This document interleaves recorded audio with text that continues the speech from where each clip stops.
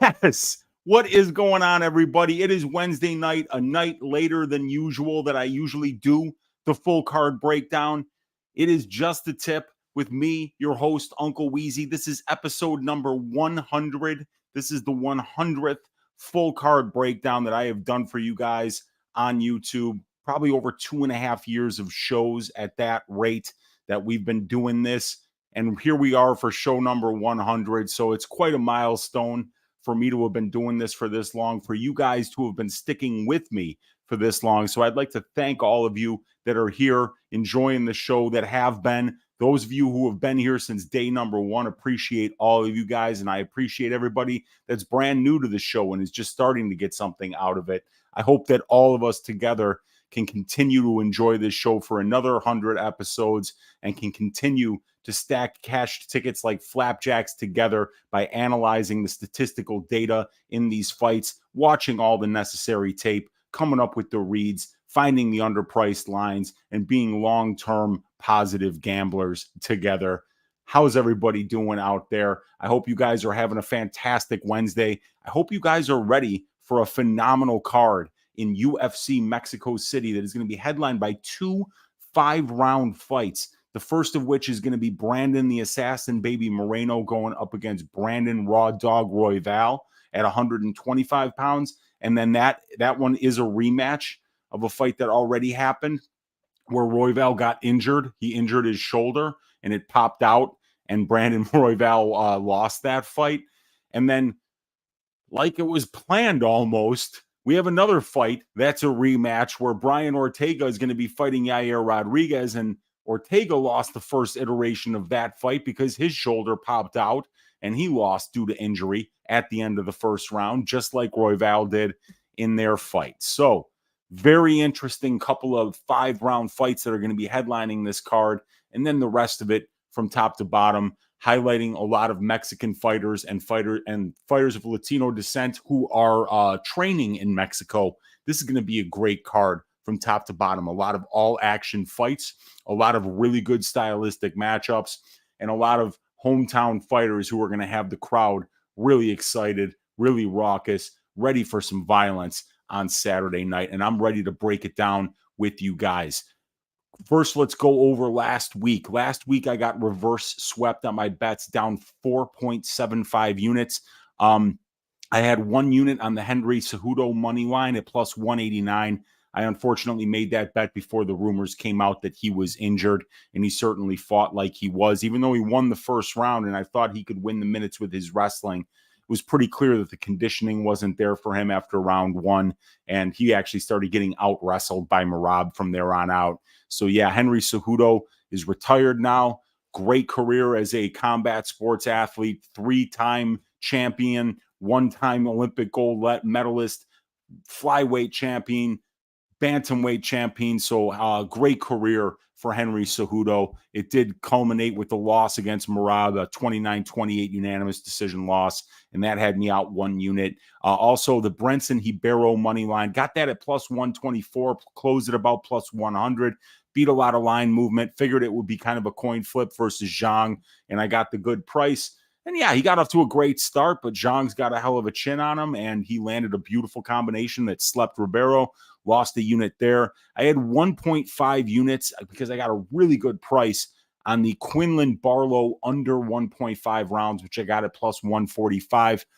Barlow broke his arm in the first and beat 7 shades of shit out of Quinlan, but Quinlan went out on his shield and he was tough, so we did not cash that under 1.5. I had Mackenzie Dern's decision only prop, got it at a phenomenal price at plus 200. It closed closer to plus 120, plus 125.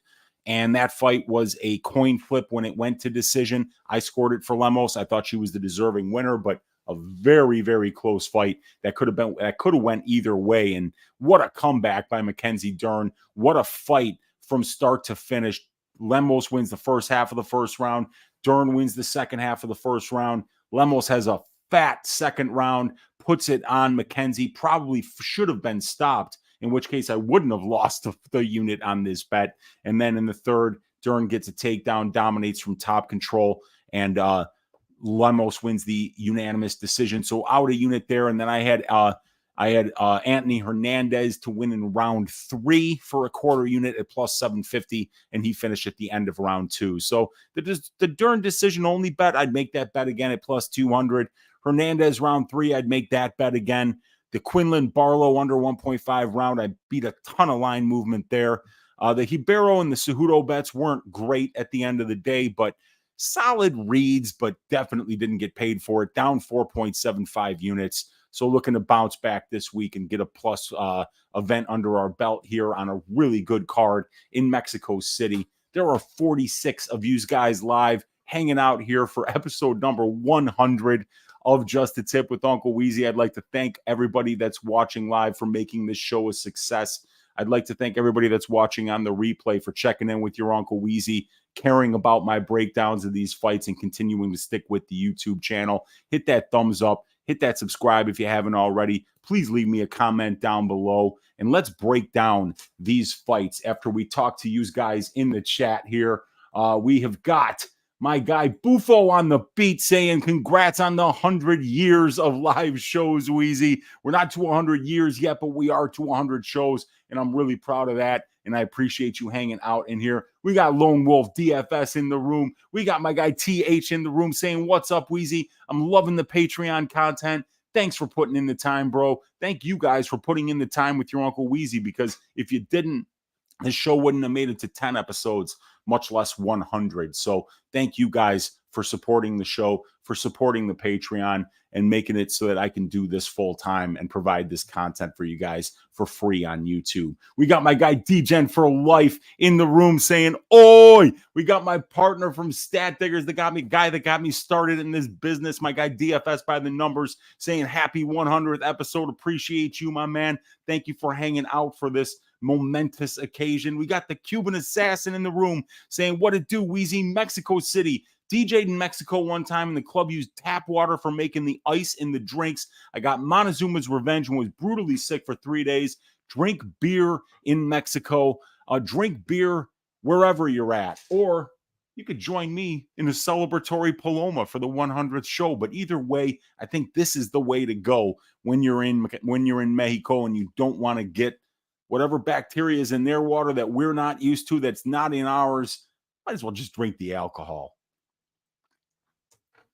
We got Jeff Bruno in the room saying, oi. We got Steve Balboni in the room saying, oi. What's up, Steve? We got my guy Kiwi Brew checking in all the way from New Zealand in the room saying, sure, all. What is up, Kiwi? Good to see you hanging out in here. We got K-Dog saying, oi, T.O. Weezy. Congrats on hitting the century mark for episodes. Keep up the good work.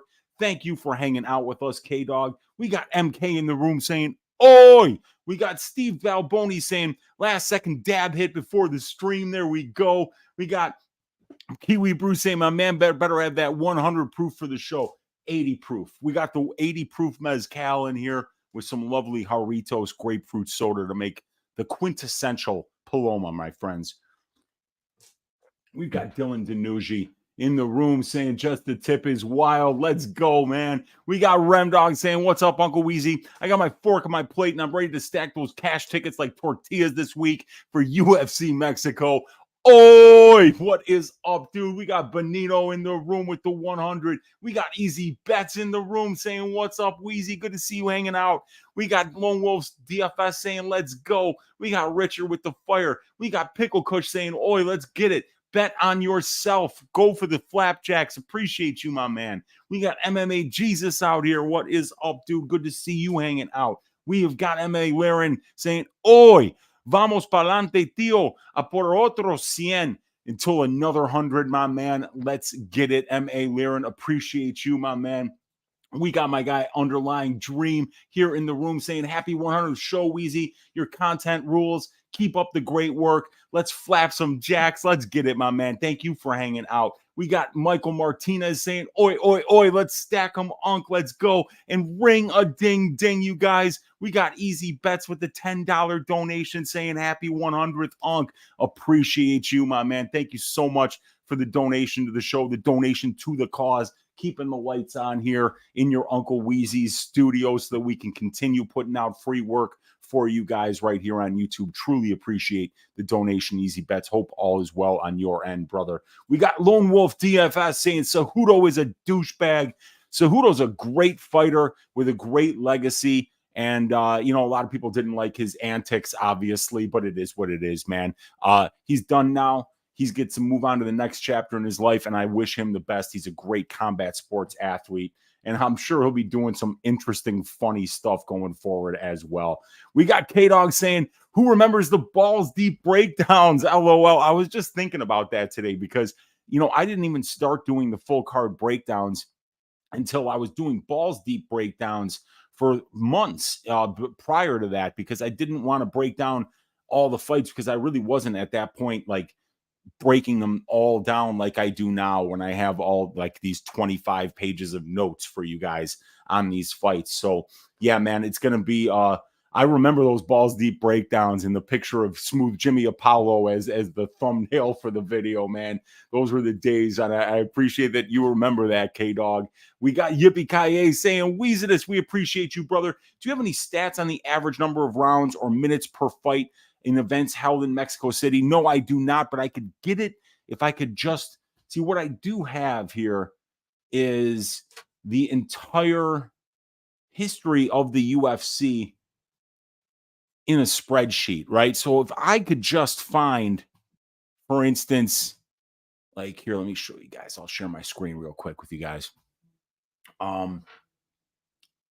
There we go. Like I've got all these fights. So if I knew what cards, we're in Mexico City, I could just cut and paste, those fights into another spreadsheet, and then we could take the 5-round fights out of there and then find the average fight time for 3-minute fights in Mexico City, 5-minute fights. And if you wanted, we could do something to the effect of give me every card in Mexico City, Salt Lake, any place else where we were fighting at over 5,000 feet elevation, and we could find how those numbers differentiated from the rest of the data that we have available. So it's something that I can do with the current database of MMA stats that I have, but it's not something that I have in front of me. So like I say, it is doable, just not right now. I'm at Yippee Kaye. But if you give me some information and let me know what the dates are of the events, I could get that information and do that calculation for you real quickly. We have got Lone Wolf saying Cejudo's a douchebag, but we already went over that one. We've got, and ring a ding ding, you guys. We got Go Flamingo with the $20 donation saying, got greedy, uncle. I'm a bad Flamingo. Could have cashed out for 15 units. Then Volk goes and gets KO'd, and nada for your nephew. Happy 100th. Yeah, dude, I was on Volk too. I just never got to the bet. There was something about Topuria and how much confidence he had, and how, like that self-confidence, that confidence of an undefeated fighter. It spooked me.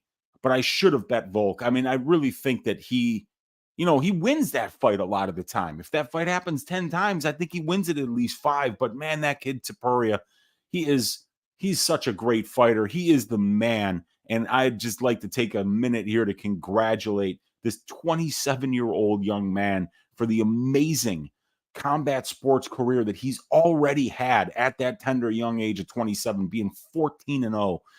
Undefeated, the featherweight champion, beating one of the greatest of all time in Alexander Volkanovski. My God, what a great performance by Ilia Topuria, and I can't wait to see what's next for that young man. Big ups, Ilia Topuria. You are the man. We got Daz Files in the room, another guy that's been here since the days of the Balls Deep breakdown, saying, oi, happy 100th. Great stat. That is a great stat, man. I'll take it. We got Zeno Gray saying, what's up, y'all? Appreciate you, Zeno. Oh my God, ring a ding ding. Look at all this. My guy Kiwi with a $20 donation.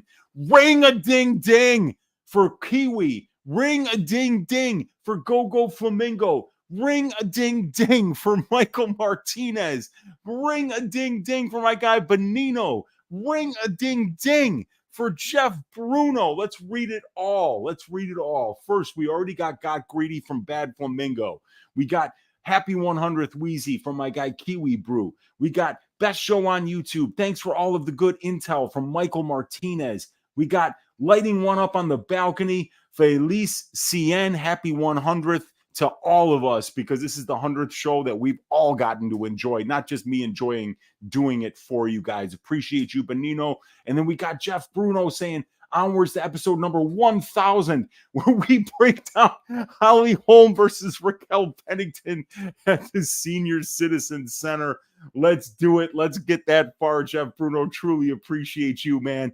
Kiwi Bruce saying, LOL, Jeff. You know, Andre Arlovsky probably does fight on that card, and the return of Tony El Kukui Ferguson from his body cast when he hurt himself jumping off of his own balcony to chase after the pizza guy to ask him if he had any crushed red pepper on him. My God, what a great group of guys and girls that I got watching me today, supporting the show. Appreciate you all. We got Count Christian saying, oi, Brandon on Brandon crime incoming. You got that right. That's going to be a hell of a main event, man. And we got Zeno Gray thinking of something that I'm thinking of as well. Minus 160, the under 2.5 rounds for the Naimov fight. I like that play as well. But you guys, we got a lot of work to do. We've got 13 fights to break down. I am going to share my screen with you guys here, and we are going to first start talking. Those are the losing bets from last week. You can always check me out if you want to see how I'm doing at Bet MMA Tips /Uncle Weezy. I track all my bets. You can see how I'm doing over there if you want to know what the long-term betting record is. And I am on a little bit of a losing streak, starting like at the end of last year, going into this year, looking to bounce back this week right now, get into the plus for the year, and start running up these units for a real big 2024. And I'm glad that you guys are here along for the ride on that road to at least 50 units this year. So let's start it up this week. And we're going to first start talking about this first fight of the night, which is going to be Muhammad Naimov versus Erik Silva. We got Naimov, a big favorite right now. All the lines that you're going to see here are courtesy of BetOnline Sportsbook.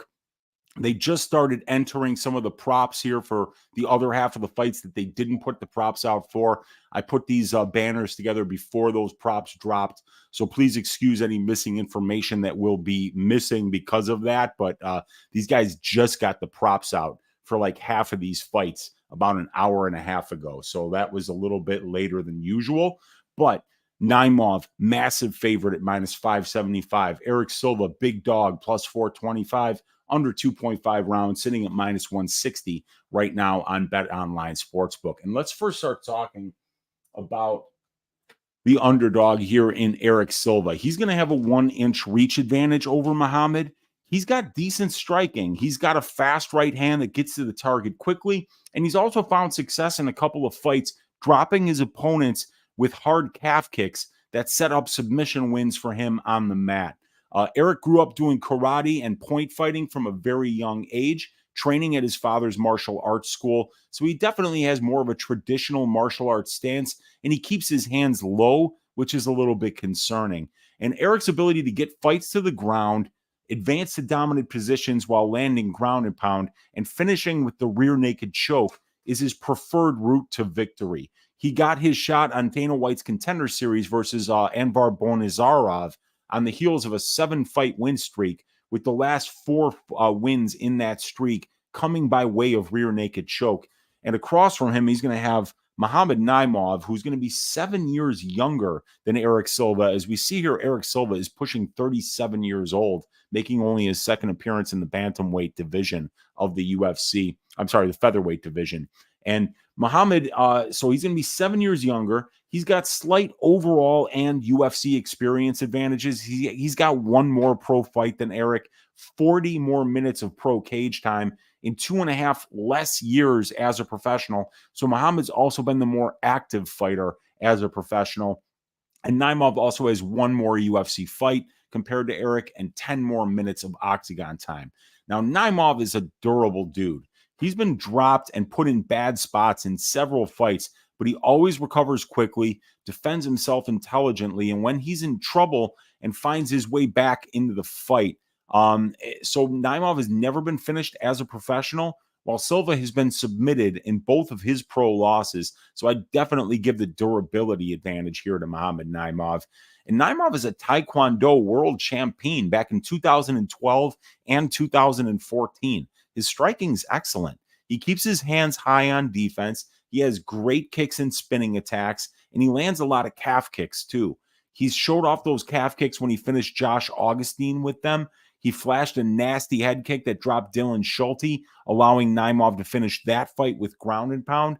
And he dropped Jamie Malarkey with a perfect right hook and finished that fight, which was his UFC debut, up a weight class on short notice. Naimov is flashy, fast, and powerful on the feet. He's been credited with 1 UFC knockdown and has a 2.27 distance knockdown percent. And he also dropped Nathaniel Wood in the first round with a perfect right hook when they traded bombs in the pocket. Naimov should be the far faster and more explosive striker at range in this matchup. And Naimov's wrestling is really solid. We've seen him use it to win minutes in the Nathaniel Wood fight. His UFC grappling metrics are above average for efficiency. He's getting 2.61 takedowns per 15 minutes on 6.53 attempts. He's getting 0.65 reverses per 15 minutes, while Silva allows 2.19 takedowns per 15 minutes. And he outcontrols his opponents, does Naimov, 29% to 23%, winning over 56% of the control time positions in his fights. Muhammad also has shown a very opportunistic submission game, both in the Brown and Ponce fights. He had a fantastic come from behind win versus Brown after getting dropped, having his back taken and flattened out. Naimov stayed alive after he found himself in that position. He defended intelligently. He took advantage of a Brown mistake to get a reverse. He advanced to Brown's back in a scramble, and he finished with a rear naked choke. And that was an amazing comeback win, and he was pretty close to getting finished there. So we saw a really opportunistic submission game in that fight. And we saw Muhammad get a nice Kimura sweep in the Ponce fight, which he used to get on top and finish with an arm triangle. Muhammad has demonstrated the ability to win minutes and moments with his grappling game in the UFC and on the regional scene. And Naimov has fought and beaten the tougher strength of schedule, both in the UFC and on the regional scene, and it really isn't even close. This is a very curious matchup, in my opinion. Silva looked great in the Lux promotion and on Dana White's Contender Series against low-level opponents, but had a really bad UFC debut versus TJ Brown, getting outstruck, outgrappled, and he showed awful conditioning, and he was submitted late in the third round of that fight. Naimov, on the other hand, is on a 5-fight winning streak. He's 2-0 in the UFC with a short notice knockout win up a weight class versus Malarkey in his UFC debut, and a unanimous decision victory over a very good fighter in Nathaniel Wood in his second UFC fight. These guys are on two different trajectories right now. Naimov is more explosive wherever this fight goes. He's 9 years younger than the 36-year-old Silva. He's the more technical and powerful striker at range. His wrestling is much better, and in my opinion, he's the more opportunistic grappler, and both of Silva's pro losses come by way of submission. Naimov also has the experience, the strength of schedule, and the conditioning advantages. Elevation isn't a concern for Muhammad Naimov because he trains at elevation, so I'm not sure where Silva is better than Naimov, and I don't know how he wins this fight outside of a banana peel situation. The line feels... Now I wrote this when I this was the first fight I wrote up, and I parlayed Muhammad Naimov at -260 when I wrote this up, and I wrote at that time, this line feels like it should be -500 at least, and I think Naimov wins this fight easily and knocks Silva out in the second round. And now the line is not only -500, it's actually -575. So it's moved a lot this week, and I think most people that are moving this line are under the same impression that I am, that this should be a pretty easy win for Muhammad Naimov, and I'm picking him to win this fight by second round knockout. So we're going with the Hillman, Muhammad Naimov, to win this fight by second round knockout. Let's see what you guys are saying in the chat. We got Dylan saying your interactions with your audience never goes overlooked in my eyes, and that's why I love your content. I truly appreciate that. I think it's really important to talk with the people who take the time to watch your content live.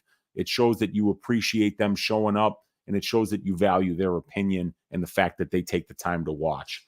Jester saying, we got the way Moreno handles adversity is kind of honorable. Yeah, man, Moreno's a great fighter, dude. I mean, that dude is a scrapper and a good all-around fighter, great conditioning, never been finished, a ton of heart. Yeah, man, I love Brandon Moreno. We got, hey, Uncle Weezy, it's Weezy Baby, says Khabib is a bum. Good to see you hanging out in here, my man. Let's get to this next fight. It's going to be an interesting one between Victor Altamirano, who's also known as El Magnifico. He is plus 245 to the guy making his second UFC appearance here, Felipe Dos Santos, who's minus 290. The fight doesn't go to decision here, plus 170 for this fight. So let's get these stats up here on the screen, and we're going to first start talking about El Magnifico, Victor Altamirano. Victor is going to be 1 inch taller, and he's a switch stance fighter. Vic has the overall and UFC experience advantages with 6 more pro fights, almost 100 more minutes of pro cage time, and a year more as a pro fighter. He also has 3 more UFC fights and over 30 more minutes of octagon time. Vic is a well-rounded and well-tested fighter. He has as many finish wins as he has decision wins. He has solid striking, good durability and conditioning, and he'll mix in the wrestling and grappling in order to win minutes. Vic isn't spectacular anywhere, but he's down to scrap. He stays busy. He has the necessary heart and durability to stay in tough fights, and he has 4 UFC fights, a Dana White Contender Series fight, and before that, he fought almost exclusively in LFA, and he was the flyweight champion of that organization. So Victor's a tough opponent. He's fought a solid level of competition. He's in a lot of close fights. He's got a karate-style stance. He throws a lot of kicks. He moves well laterally, and he's got a positive 1.18 distance striking differential in the UFC and almost 53% distance accuracy. So he's capable of winning minutes at distance with his style. And I'd have to say Victor has fought the tougher strength of schedule compared to Dos Santos overall due to the fact that Vic has 4 UFC fights, a Dana White Contender Series fight, and he fought in a better regional scene promotion in LFA. Felipe fought a top 5 guy in COP in his short notice UFC debut, but outside of that fight, Vic has fought the tougher and more well-rounded dudes. Now, Felipe Dos Santos is almost 10 years younger than Victor Altamirano. Victor is 33 years old. Felipe is still just not even 24 yet. So this kid is definitely just at the start of his combat sports career with only 9 professional fights thus far. This kid is fun to watch, and it's because of the style that he fights with. He's an all-action, in-your-face, pressure and volume fighter. He's durable, so he's down to take 1 or 2 to land one, and he mixes in the wrestling with his forward pressure on the feet to push a very high pace to find out how much his opponent really wants to be there. Defense is not a concern for this young man in any way, shape, or form. You can take one look at the way this kid fights and know that he's a shoot-to-box Diego Lima product. All offense, no defense, mixed with constant pace and pressure, makes him a dangerous opponent for guys who aren't durable or have poor conditioning. So this promises to be a hell of a fight. These guys are a lot like each other when it comes to how they fight. Both guys are game, durable, and both have a ton of heart. Both guys can't stop a takedown to save their life and spend too much time on their backs. And both guys are in high-paced back-and-forth wars. But the biggest differences I see between these two guys are A, the 9-year age difference in favor of Felipe Dos Santos, the constant forward pressure, and the propensity to throw way more volume on the Dos Santos side that has me leaning in his direction for this fight.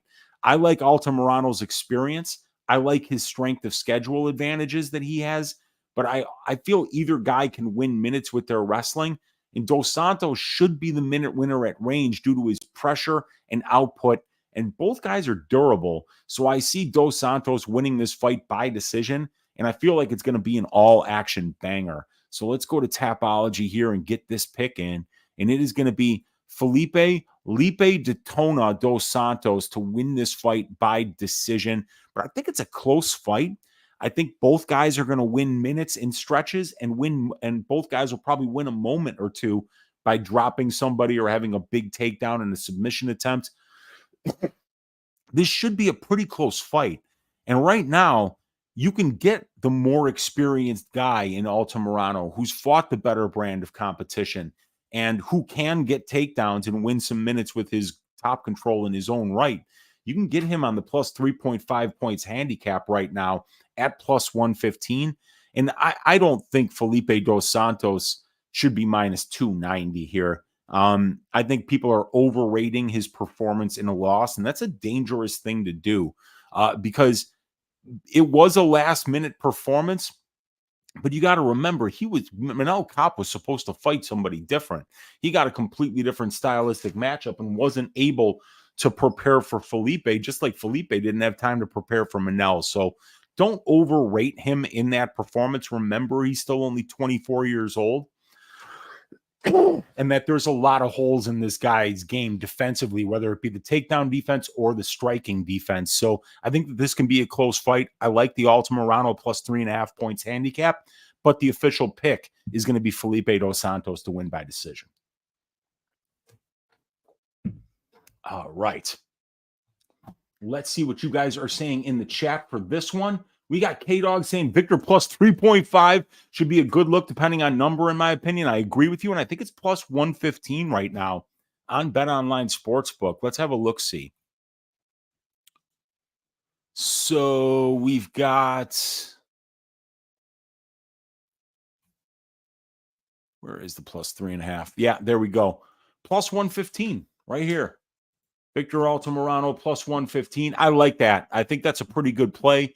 I don't think they have that one yet on no, they don't have it yet on DraftKings, but on BetOnline Sportsbook, we got a plus 115 number there, and that could be a track bet for me this week. The punch power isn't close at all. Victor waves his arms around. It's a major red flag. Yeah, I do think Dos Santos has more power for sure. We got J-Bone in the room saying, "Oi!" He's saying, "How we doing tonight, guys? All is well, man." And we got my guy in the room saying, "Oi!" Good to see Clayton Bigsby. No, that's not Clayton Bigsby. That's Tyrone Biggums. And he is in the room, and he's letting you know that he's got a big hearty oi for you guys. All right, let's move on to this next fight. It's going to be Luis Lazy Boy Rodriguez, the minus 122 favorite, going up against the fighting pride of the Ukraine, Denise Bondar at plus 102. The fight doesn't go to decision for this one, plus 115 here. Let me get these stats up on the screen for you guys, available on my Patreon for only $10 a month. And let's get my notes on the screen so I can tell you what I have for these guys. Ronaldo Rodriguez versus Denise Bondar. Now, Rodriguez is going to be the much younger guy here. He is 7 years younger than Denise Bondar, but it's Bondar who's going to have a 4-inch reach advantage here. We got Rodriguez with an overall experience advantage. Both of these guys have 18 professional fights, but it's Rodriguez with 55 more minutes of cage time. And then if we look at the finish rates here, Dennis Bondar has a 100% finish rate in his 14 wins, but Luis Rodriguez has never been finished in 18 professional fights. So we got a 100% finish rate in Bondar against a guy who's never been finished in Luis Rodriguez. And Rodriguez is a good finisher in his own right. He's finished 13 of his 16 wins inside the distance, 9 by knockout and 4 by submission. And Bondar has been finished in 2 of his 4 professional losses. While this fight is on the feet, I think Bondar might actually have a little bit more power. I think he'll probably be the more aggressive striker and offensive grappler. But Luis Rodriguez has solid takedown defense, a really good get-up game. He's got good scrambling, and he's got the ability to defend submissions and reverse position. I think that Rodriguez is probably going to be the better minute winner in this fight, and that we're going to see Bondar kind of exploding forward, throwing big combinations, trying to find a big moment in the fight. But I think that this is a very similar matchup to Bondar's last fight against Carlos Hernandez. Rodriguez, while he's only 24 years old, this guy's already got 18 fights. He's 7 years younger, but he's the more experienced guy. He's got the same amount of pro fights as Bondar, in 2 less years as a pro, so he's been more active, 55 more minutes of professional cage time. And if you look at the guys that Rodriguez is fighting on the regional scene, they're better than Dennis Bondar's regional scene competition. But Bondar does have 2 fights at the UFC level, 16 minutes in the UFC cage, and that's pretty valuable right now because it's always tough to make your debut, especially in Mexico City where he's from. This is going to be a tough one because you got the home crowd, you got the potential for nerves and an adrenaline dump, and Bondar is going to have an unfriendly crowd, but he's been ready for this. He's been training at elevation in Albuquerque, New Mexico, from what I've been hearing. And, he's had some injuries. He's had some tough losses. The Malcolm Gordon, he got his elbow dislocated in that fight, freak injury that I think was set up by an armbar by Gordon. And in the Carlos Hernandez fight, he got brutally knocked out at the end of that fight due to a takedown that slammed his head off of the canvas. It bounced back up into Carlos Hernandez's head, which then made it bounce off the canvas again. Then he got 7 or 8 shots of ground and pound landed before the referee stepped in. So Bondar's had a couple of bad losses here at the UFC level. So I don't know at 31 years old with a very fraudulent regional scene record what Dennis Bondar is going to do at this level. And for everything that I've seen from Rodriguez, the conditioning checks out, the activity checks out, the level of competition on the regional scene checks out for him, especially in comparison to what Dennis was fighting. The grappling game checks out. So, I mean, I like this kid Rodriguez. I'm going to pick him to win this fight by decision here. The hometown crowd, the younger guy, the guy I think who's a little bit more well-rounded and has a little bit more process to his game at this point. But Dennis is very aggressive. He's going to be looking to finish this fight, whether it be by submission or by landing a big shot on the feet. So I think it's going to be a really fun fight. But I'm staying away from this one gambling-wise, and I'm picking Luis Lazy Boy Rodriguez to win this fight by decision. There we go. Let's see what you guys are saying in the chat here. We got peanut butter and crack, my favorite. Oh, dude, I love peanut butter. I'm not a big crack fan, but I mean, like, if you put it with peanut butter, I might even be willing to try it because I am that big of a peanut butter fan. This man here, right here in front of you, he eats at least 1 jar of peanut butter every single week. So it is one of my favorite things. We got King Bicky in the room. Victor plus 3.5 points handicap at plus money, but fight doesn't go the distance at plus money also. I don't mind that. I really do think that Dos Santos probably does have the finishing upside here, the finishing equity, but Altamirano is a very durable guy. So that's going to be interesting, but I don't mind that. I don't think that's a bad look. I like Victor plus 3.5. We got my guy Lou Betcha in the room saying congrats on 100 episodes, my Paloma drinking brother. Here's to you, Lou. We got to get this guy back on Twitter. This is bullshit. Free Lou Betcha. Hashtag free Lou Betcha. Put it in the chat right now. Let Lou know that you are in solidarity with him and that this aggression will not stand, Elon Musk. It will not stand. Goddamn right, Daz Files. Goddamn right. We got Tay saying, hi, Weezy. I've done tons of tape study for this fight. I've watched every Victor fight available. I don't like how he holds his hands when he's backing up. Open holes that Dos Santos can exploit. Yeah, man. But Dos Santos' defense, I'm sure you would agree, Tay, is also really bad. Whether it be the takedown defense of both guys, the striking defense of both guys. That's why I think the fight doesn't go here, even though both guys are very durable.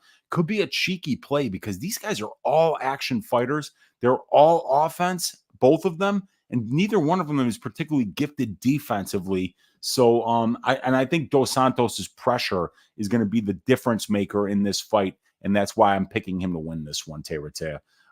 We got Daz Files saying, I bet Bondi, I don't know, was plus money's on a pick 'em. Yeah, there we go. We got Lou Betcha saying that last Bondar fight was tremendous refereeing. I think that was Jaron Villel, and he's always been terrible, man. We We got Teron Brown saying, what up, Uncle? Good to see you hanging out, Teron. We got Lou saying he's fine living in Discord. I don't believe him. I don't believe you're fine with that. I'm not fine with it, and I don't believe that you are either. We got Remdog saying free Lou Betcha. Let's go. Let's get the hashtags going, you guys. All right, let's move on to this next fight. 66 of you live hanging out in here. Appreciate you guys. Hit that thumbs up. Hit that subscribe if you haven't already, and please consider joining the Patreon so you can get access to these phenomenal stats here for these fights.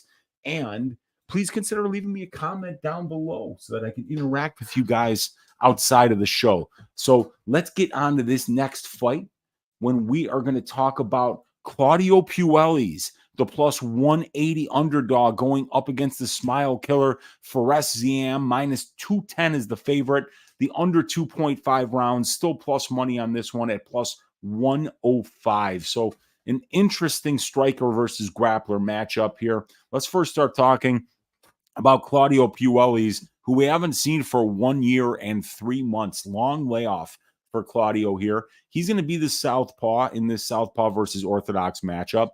Claudio's been the more opportunistic finisher as a professional compared to Fares. He's got a 75% finish rate, does Claudio, while it's 65% for Fares. And as well at the UFC level, where Claudio has finished 3 of his 5 UFC wins, all 3 of those finishes coming by way of knee bar, while all 4 of Fares Ziam's UFC wins come by way of decision.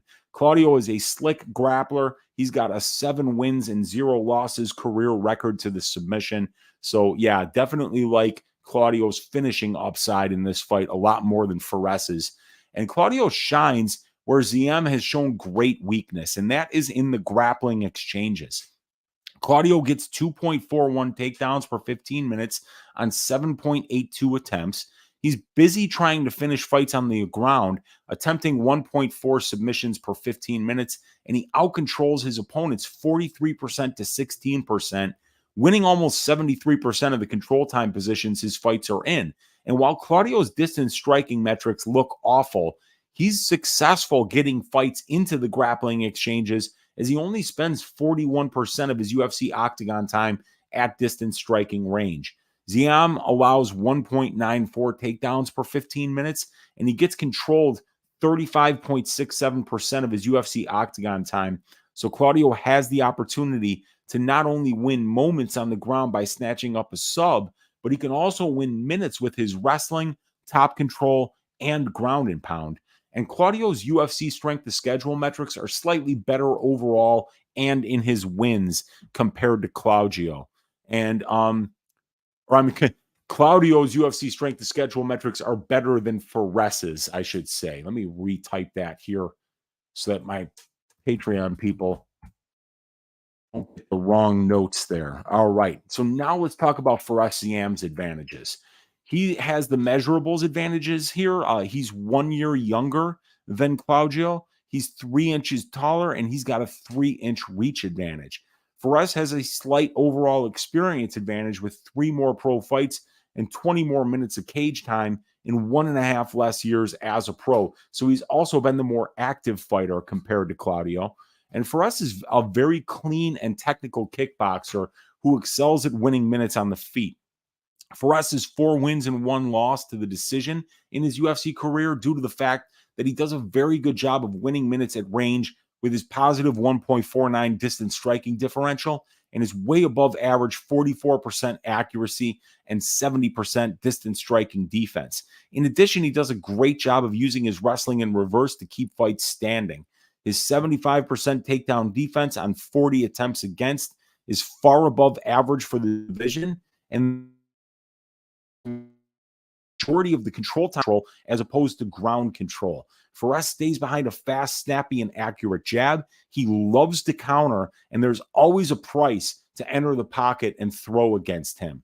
Fares is accurate and defensively responsible, and even though he hasn't flashed power yet at the UFC level, it's clearly going to be there for him the more comfortable he gets in the octagon. Ziam only spends 49% of his UFC octagon time at distance striking range, which is disconcerting against an opponent who's such an opportunistic submission grappler like Puelles is. Ferez really needs to use his footwork and range management to maintain distance and keep this fight standing, where he is the far superior striker. This is a classic striker versus grappler matchup. We haven't seen Claudio in a year and 3 months. He's coming off a bad loss to a top 15 opponent in Dan Hooker, but he's still only 27 years old, and he's won 5 of his last 6 fights. Let's keep in mind that just over a year ago, Puelles was a plus 130 underdog to Dan Hooker. Plus 130 to Dan Hooker. And now he's plus 180 versus Fares Ziam. Just take a second to let that sink in. Taking advantage of recency bias is a great way to get fat plus money numbers, and this looks to be a potential opportunity to do exactly that. Fares' 4 wins and 2 losses in the UFC. All 4 of his wins come by decision, but the Vendramini, Malarkey, and Herbert fights were all very close fights. Laying juice on Ziam doesn't feel like the right play here due to the fact that he hasn't shown finishing ability yet at this level, and he isn't putting a stamp really on any of his wins outside of the Figlak fight. Ziam was taken down and submitted almost immediately in the McKinney fight, and Figlak got to his back at least once in their matchup. So it feels like the opportunity could be there for Puelles to find a submission attempt in his scramble or from a dominant position on the mat. Even in the Hooker fight, Claudio found a 50-50 position in the first round that he set up with an Imanari roll, and he was dangerously close to finishing with a knee bar in that fight. It even looked to me like Hooker was having a little trouble standing after that knee bar attempt once he got back up. If Claudio can't get this fight down to the mat for extended periods, though, I do see Fares picking him apart at range. I'm going to be looking to bet Puelles by sub, as I do think Fares can stop the takedown attempts of Claudio, who hasn't shown great offensive wrestling yet. But he is so tricky and opportunistic in the submission game that I could see him snatching up something in a scramble or in a 50-50 position.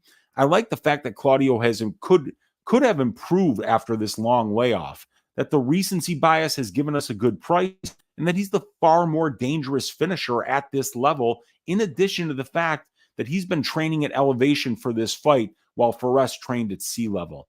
I'm going to go out on a limb here, and I'm going to pick Claudio Puelles to win this fight by second round submission. So let's get this one up here, and we're going to take the Prince of Peru, Claudio Puelles, to win this fight by submission in round number 2 over the Smile Killer, Fares Ziam. Let's see what you guys are saying in the chat here. We've got oh no, Bondar for the trifecta of broken arms. Yikes. Let's not do that, man. I don't know, man. Bondar is taking some bad injuries in both of these losses. Let's just have him lose a nice, easy 30-27 where he gets to go back to the Ukraine and with all of his health and bones intact. Yeah, this card did need Senor Vandera. That would have been really cool, man. I would have liked to have seen that too. I miss Jared Vandera. K-Dog saying UFC knew what they were doing with this card, with the heaviest weight class being lightweight. They put on banger fights, and this one should be no different. My guy, Local Man, shakes fist. Bondar needs a broken leg to complete the trifecta. Let's hope not, man. Let's hope that doesn't happen. It's beginning to warm up in Chicago, says my guy, Teron Brown, and it did that yesterday. Today was in the 60s. I love warm weather in February. I'll take it every single time. My guy, DFS by the numbers, wants to know, is Dan Hooker a bum, you guys? The answer is no. And we cashed, I think, like a 3 or a 4 unit bet on Hooker's money line there, making some units on that particular fight. But going from Dan Hooker to Fares Ziam is quite a few rungs down the lightweight ladder. So this is going to be interesting for Puelles. Puelles was also on a 5-fight win streak when he was plus 130. That's correct. Yes. What do you think would be a good price for Puelles finish only? Well, let's find out where it's at, because that one is already out. Because they just, I think, started pricing the subs on that one. So Claudio Puelles, finish only prop, minus 115. But the striking isn't good. I mean, like if Perez finishes one guy with striking, it's probably Claudio Puelles. So, I mean, I think there could even be some finishing equity on the Ziam side here, but I think Claudio, with his opportunistic submission game, is a lot more likely to finish this fight. Wish there were some fatties in the card to smash FND. Yeah, fight. Yeah, I know, man. But it's Mexico. I mean, this is going to be a lighter weight card with people that put together really fun fights. So we'll take it. Thoughts on Puelles being out for over a year? Yeah, he's only 27 years old. So the 1 year, 3 month, 1 year, 6 month layoffs, they don't bother me when I'm seeing 24 to 29-year-olds do it, because that ability for them to be able to add tools to the toolbox to round out their game, to get better, is obviously there. So I think that for a young man, it's a lot less of a concern than when you see somebody like Brian Ortega, for instance, coming back after a year and a half layoff, and he's almost 33 years old.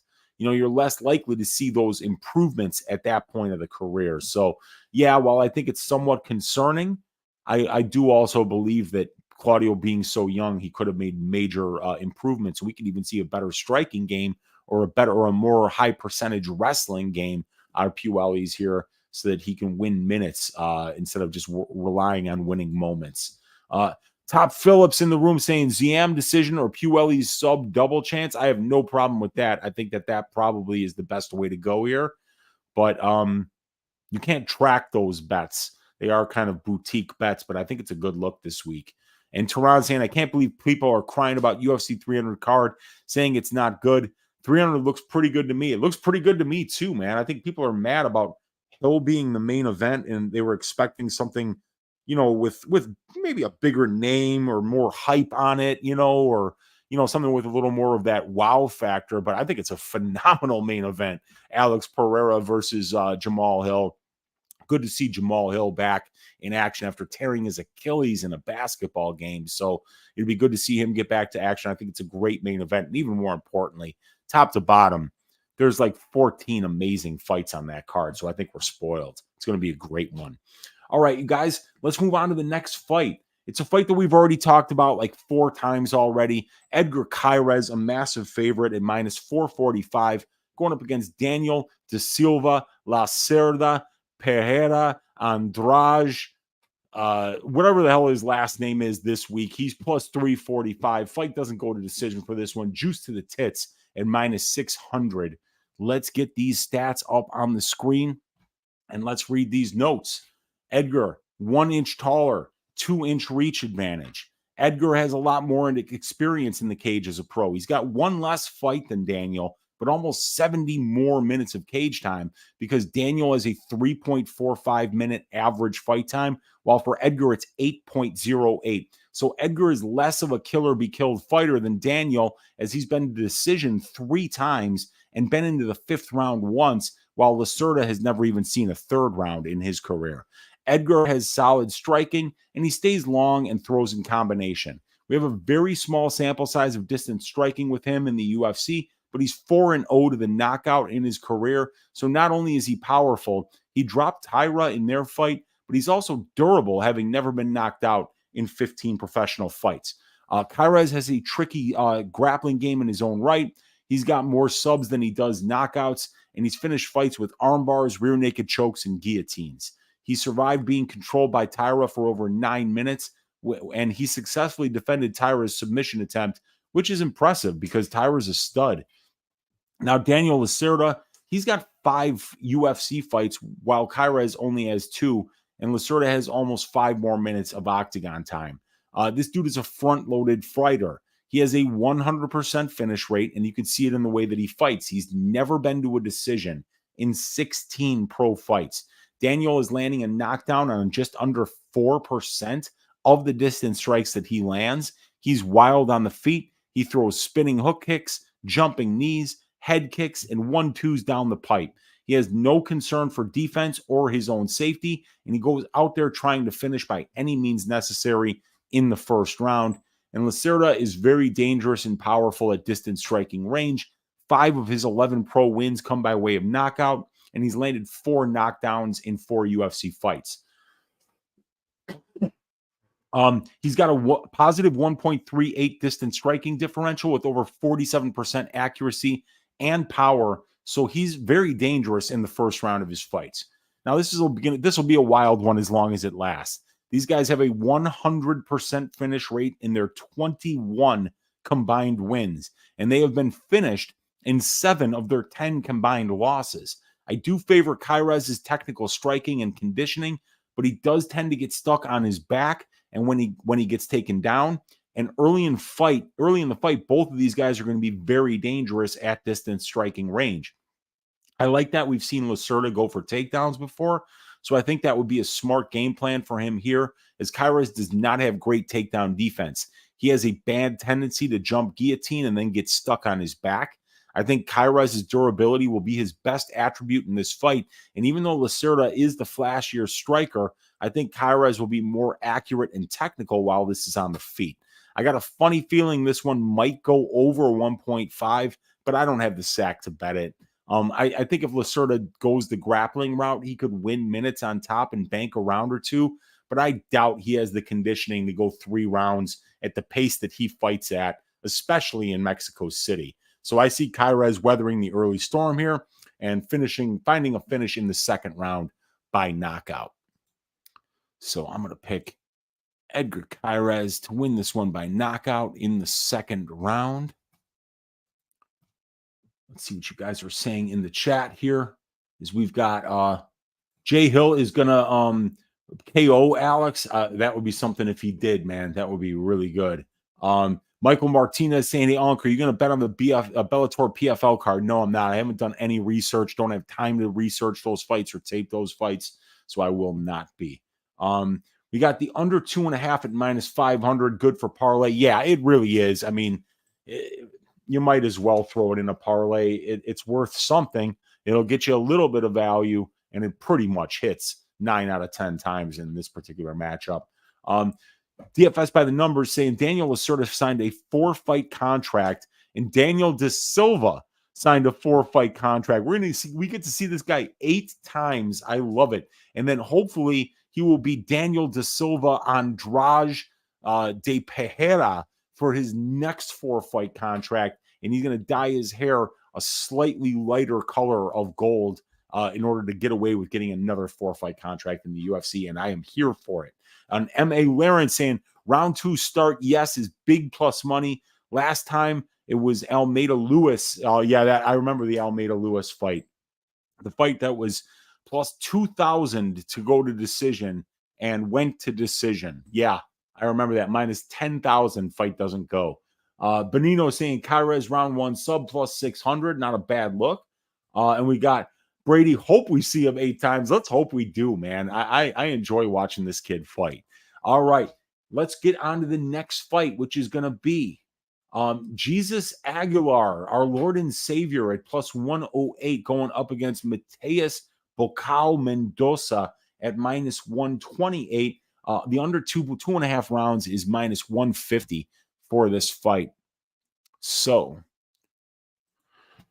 get these stats, get my notes, get a sip of a beverage here. It's a good Paloma. There we go. Got to wet my whistle so I can continue talking fights with you guys. So let's first start talking about Jesus Aguilar and the advantages that he has in this matchup. Jesus has 20 more minutes of pro cage time, and he's been a pro for 4 more years than Mateus. Jesus is on a hot streak.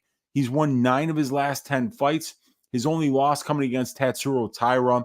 Jesus has solid wrestling that he uses to win minutes with top control and ground and pound, and his favorite submission is the guillotine. He's 2-0 to the decision in his career, so he's capable of using his wrestling and top control to win minutes. He defends takedowns with his arm-in guillotine, and on the feet, he pressures forward to close the distance. He throws calf kicks and big overhand rights, and he does his best to use his pressure and striking to set up the entries on his takedowns. The conditioning is solid, and he fights with a game plan that makes sense given his size and his skill set. Aguilar was the UWC flyweight champion, so he's had 5-round experience, and he got a finish versus Edgar Chairez with a guillotine late in the 5th round of their fight. So the conditioning definitely checks out. Now, Mateus Mendonca is 3 years younger. He's going to be 2 inches taller, and he's going to have a 9-inch reach advantage in this spot. So a lot of measurables advantage for the much bigger and the younger guy here in Mendonca. And he's got a slight UFC experience advantage. He's got 15 more minutes of octagon time. And Mateus is a well-rounded fighter in his own right. He's got 4 pro wins by submission, 3 by knockout, and 3 by decision. He flashes power on the feet. He can win minutes in the clinch. He can get takedowns, top control, and ground and pound. And he's got an opportunistic submission game with finish wins by arm lock, Kimura, triangle, and rear naked choke. He goes for leg locks too, which was what got him in trouble and cost him the Nate Maness fight. Mateus is only 25 years old. He trains at a good camp and shoots a box Diego Lima, and he's faced 2 really tough fighters thus far in the UFC in Nate Maness and Javid Basharat. So the UFC must have thought highly of him, giving him that level of competition in his debut and second UFC fights. And Mateus has the better overall UFC strength to schedule compared to Aguilar. And I think his regional scene level of competition is at least as good, if not better, than Aguilar's. Now, this is an interesting flyweight fight between 2 young and well-rounded prospects. Mendonca is a well-rounded fighter, has all the measurables advantages. He's a little more experienced at the UFC level, and he's fought the better level of competition, while Aguilar has solid pressure, wrestling, top control, conditioning, and a nasty guillotine that he finishes fights with. This will be Mendonca's second fight at flyweight. Because he's used to fighting at bantamweight, he is definitely going to be the much bigger and longer fighter, and Aguilar is going to have to pressure to close the distance and get into boxing range. Aguilar has the shortest reach in the UFC for a male fighter right now. This fight is closely aligned with Mendonca being around a minus 145 favorite, and I think that makes sense. Mendonca is definitely the more athletically gifted and explosive fighter in this matchup, and he's been tested against a better level of competition. But in my opinion, Aguilar has more process to his game and a better idea of how to fight to his strengths. I think Mendonca has a lot more upside here with his size and athleticism. And because Aguilar's game plan should be easy to predict, I think Mendonca does what he needs to do to stop Jesus' takedown attempts, keep the fight standing, and land the bigger shots on his way to a decision win. So I'm picking the blue-haired guy in Mateus Mendonca to win this fight by decision over Jesus Aguilar, our Lord and Savior. What are you guys saying in the chat about this fight? We got Daz Files, and he is high on Jesus. That is the most natural and most wholesome kind of high that you can have, Daz Files. Big ups to you, my brother. We got goddamn customers fucking up the show, says Kiwi Brew. We got Remdog saying, I'm fading Mendonca brain, okay? And we got T.O. Phillips saying, why is money coming in on Jesus? Well, I mean, like, people love Jesus, you know? I mean, like, he took all of our sins away, you know? He died so that we could have eternal life. I mean, the guy came to life 3 days later after being tortured to death and then ascended to heaven. I mean, and you're getting him at plus money, ladies and gentlemen. So, I mean, like, you want somebody that can work miracles for you at plus money. Who better to work miracles than a man named Jesus? I'm on the Mendonca side here. I've got him parlayed up with Muhammad Naimov. But, you know, it was something that I did a couple of weeks ago while the line was still good on Mendonca and Naimov. But, you know, I think Aguilar's got paths to victory here, but I just think Mateus has got more upside. I think he's more dangerous wherever the fight goes, so I'm picking him to win this one by decision. We got probably because of the grappling, and yeah, he's a good boxer. Is Aguilar? He's got a little bit of power, but what he does best is get in on that single leg, drop you to your ass, and then win a bunch of money with him on top of you. So, or win a bunch of minutes with him on top of you. And Ring a ding ding, you guys. We got Daz Files with the $10 donation saying, love some Jesus humor. Let's go, Jesus. Let's get it, man. Appreciate you, Daz Files. Thank you so much for the donation to the show, man. It means a lot. Daz Files has been here literally since day one, and I appreciate you for it, man. All right, let's get to this next fight. Cristian, the problem, Quinonez is a plus 167 underdog to Hani Barcelos, the minus 192 favorite. Under 2.5 rounds in this fight, juiced to the tits at minus 165, as I believe the opening line for that was around plus 140. So people are flooding in on the violence props here, and I get it. I get the stylistic read for violence. Let's first start talking about Cristian Problema Quinonez, as he has statistically significant measurables advantage over Barcelos. He's 9 years younger. He's 1 inch taller, and he's going to have a 3-inch reach advantage over Hani.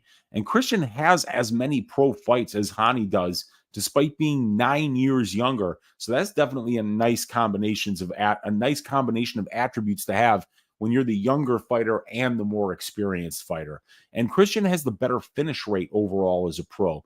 73% for Cristian, 59% for Hani. And he's got 3 career wins by submission. He's got 10 career wins by knockout and 5 by decision. So he can get it done in a few different ways. And Cristian has excellent distance striking. He's tall and long for the division. He stays behind a crisp, fast jab, and his footwork is excellent. He's never a stationary target. Cristian is always cutting angles and moving laterally. He shows good volume in a small sample size at 14.3 distance strike attempts per minute, and he's got a positive 1.01 distance striking differential thus far in the UFC, and his only UFC win comes by way of first-round KO. I do think Quinonez should be the better minute and moment winner in this matchup at distance striking range. Now, Barcelos, give me just a second to get a sip of the beverage here. Barcelos is going to have the overall and UFC experience advantages. He's got 40 more minutes of professional cage time in 1.5 more years as a pro. Hani also has 8 more fights at the UFC level and about 2 more hours of octagon time in comparison to Cristian. And Raoni is a more durable fighter, having only been finished twice in 5 losses, and he's only been knocked out once in 22 pro fights, while Cristian has been finished in all 4 of his pro losses. Hani has crisp technical boxing. He's got a negative 0.79 distance striking differential with way above average 46% accuracy and 62.5% distance striking defense. He's landed 5 UFC knockdowns in 10 fights. He's landing a knockdown on 1% of the distance strikes that he lands, and he's 8 wins and 1 loss to the knockout in his professional career. Barcelos can hold his own with the best strikers in the UFC, but he does have a problem with strikers that drown him in volume, like Timur Valiev and Victor Hendry did. And in the Umar Nurmagomedov fight, he got caught with a short shot that he did not see, and it knocked him out clean. It was a nasty knockout, but it wasn't from a power shot. It was something that touched him at the right time that he did not see coming. So his body wasn't ready for it, and he got slept. But that's the only time that he's ever been knocked out. So I don't want to go out and say just because Hani Barcelos is 36 years old that he's no longer durable. That getting caught with a shot that you did not see and that your brain wasn't prepared for is the one that now makes you very undurable. That was kind of like a freak thing. It was Umar Nurmagomedov, and it was a unique situation. So I actually think Barcelos should be considered the more durable fighter here. So we got Hani. What he really does, though, is he shines in the wrestling and grappling exchanges. He's a former 5-time Brazilian wrestling champion, and he's a high-level BJJ black belt.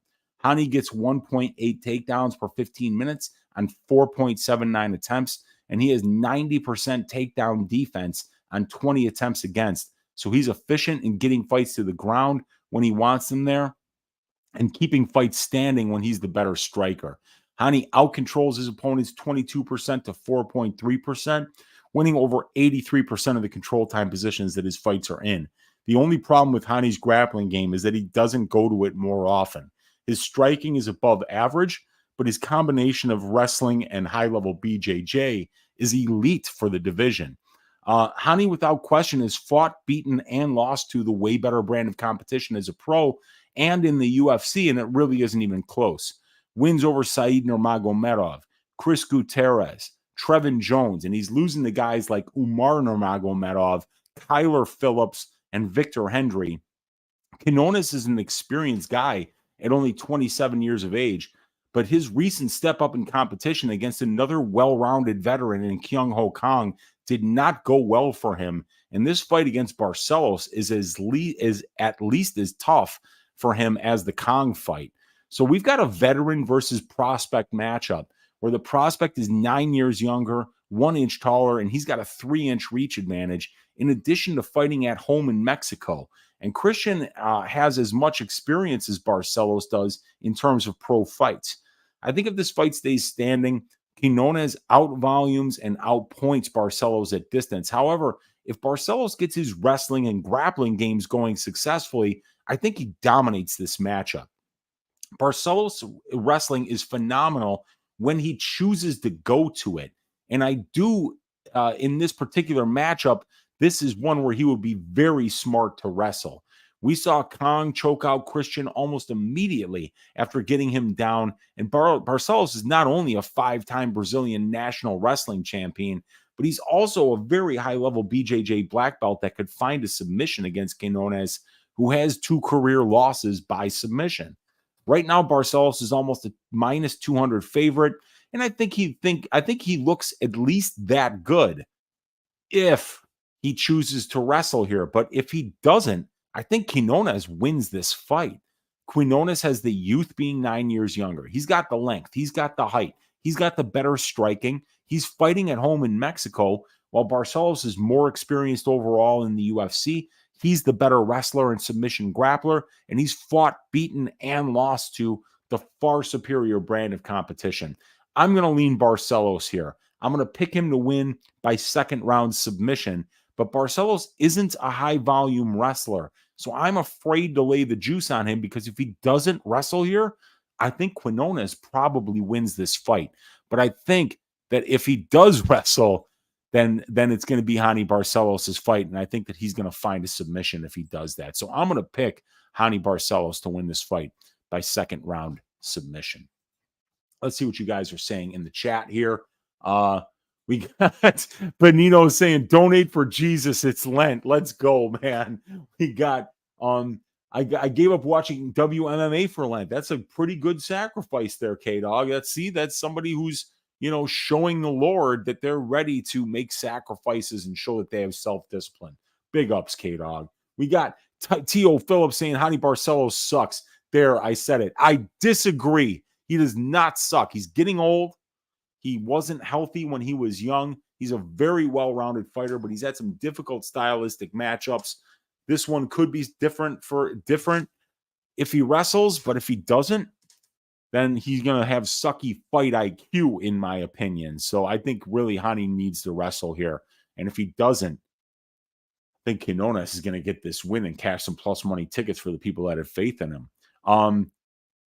Cristian Quinonez's Tapology picture looks like a great value version of Caio Bahaio. Yeah, he kind of does. He's got the throat tattoo. I like it, man. That's not bad at all. We got just going to watch this fight. Who knows how washed Hani is? Yeah, that's a very good point. And I've got no action on this fight yet. 36-year-old with 1 win in the last 3 years, and he's a chalky favorite. Why? Well, because look at who he lost to. First of all, the loss to Timur Valiev was total trash.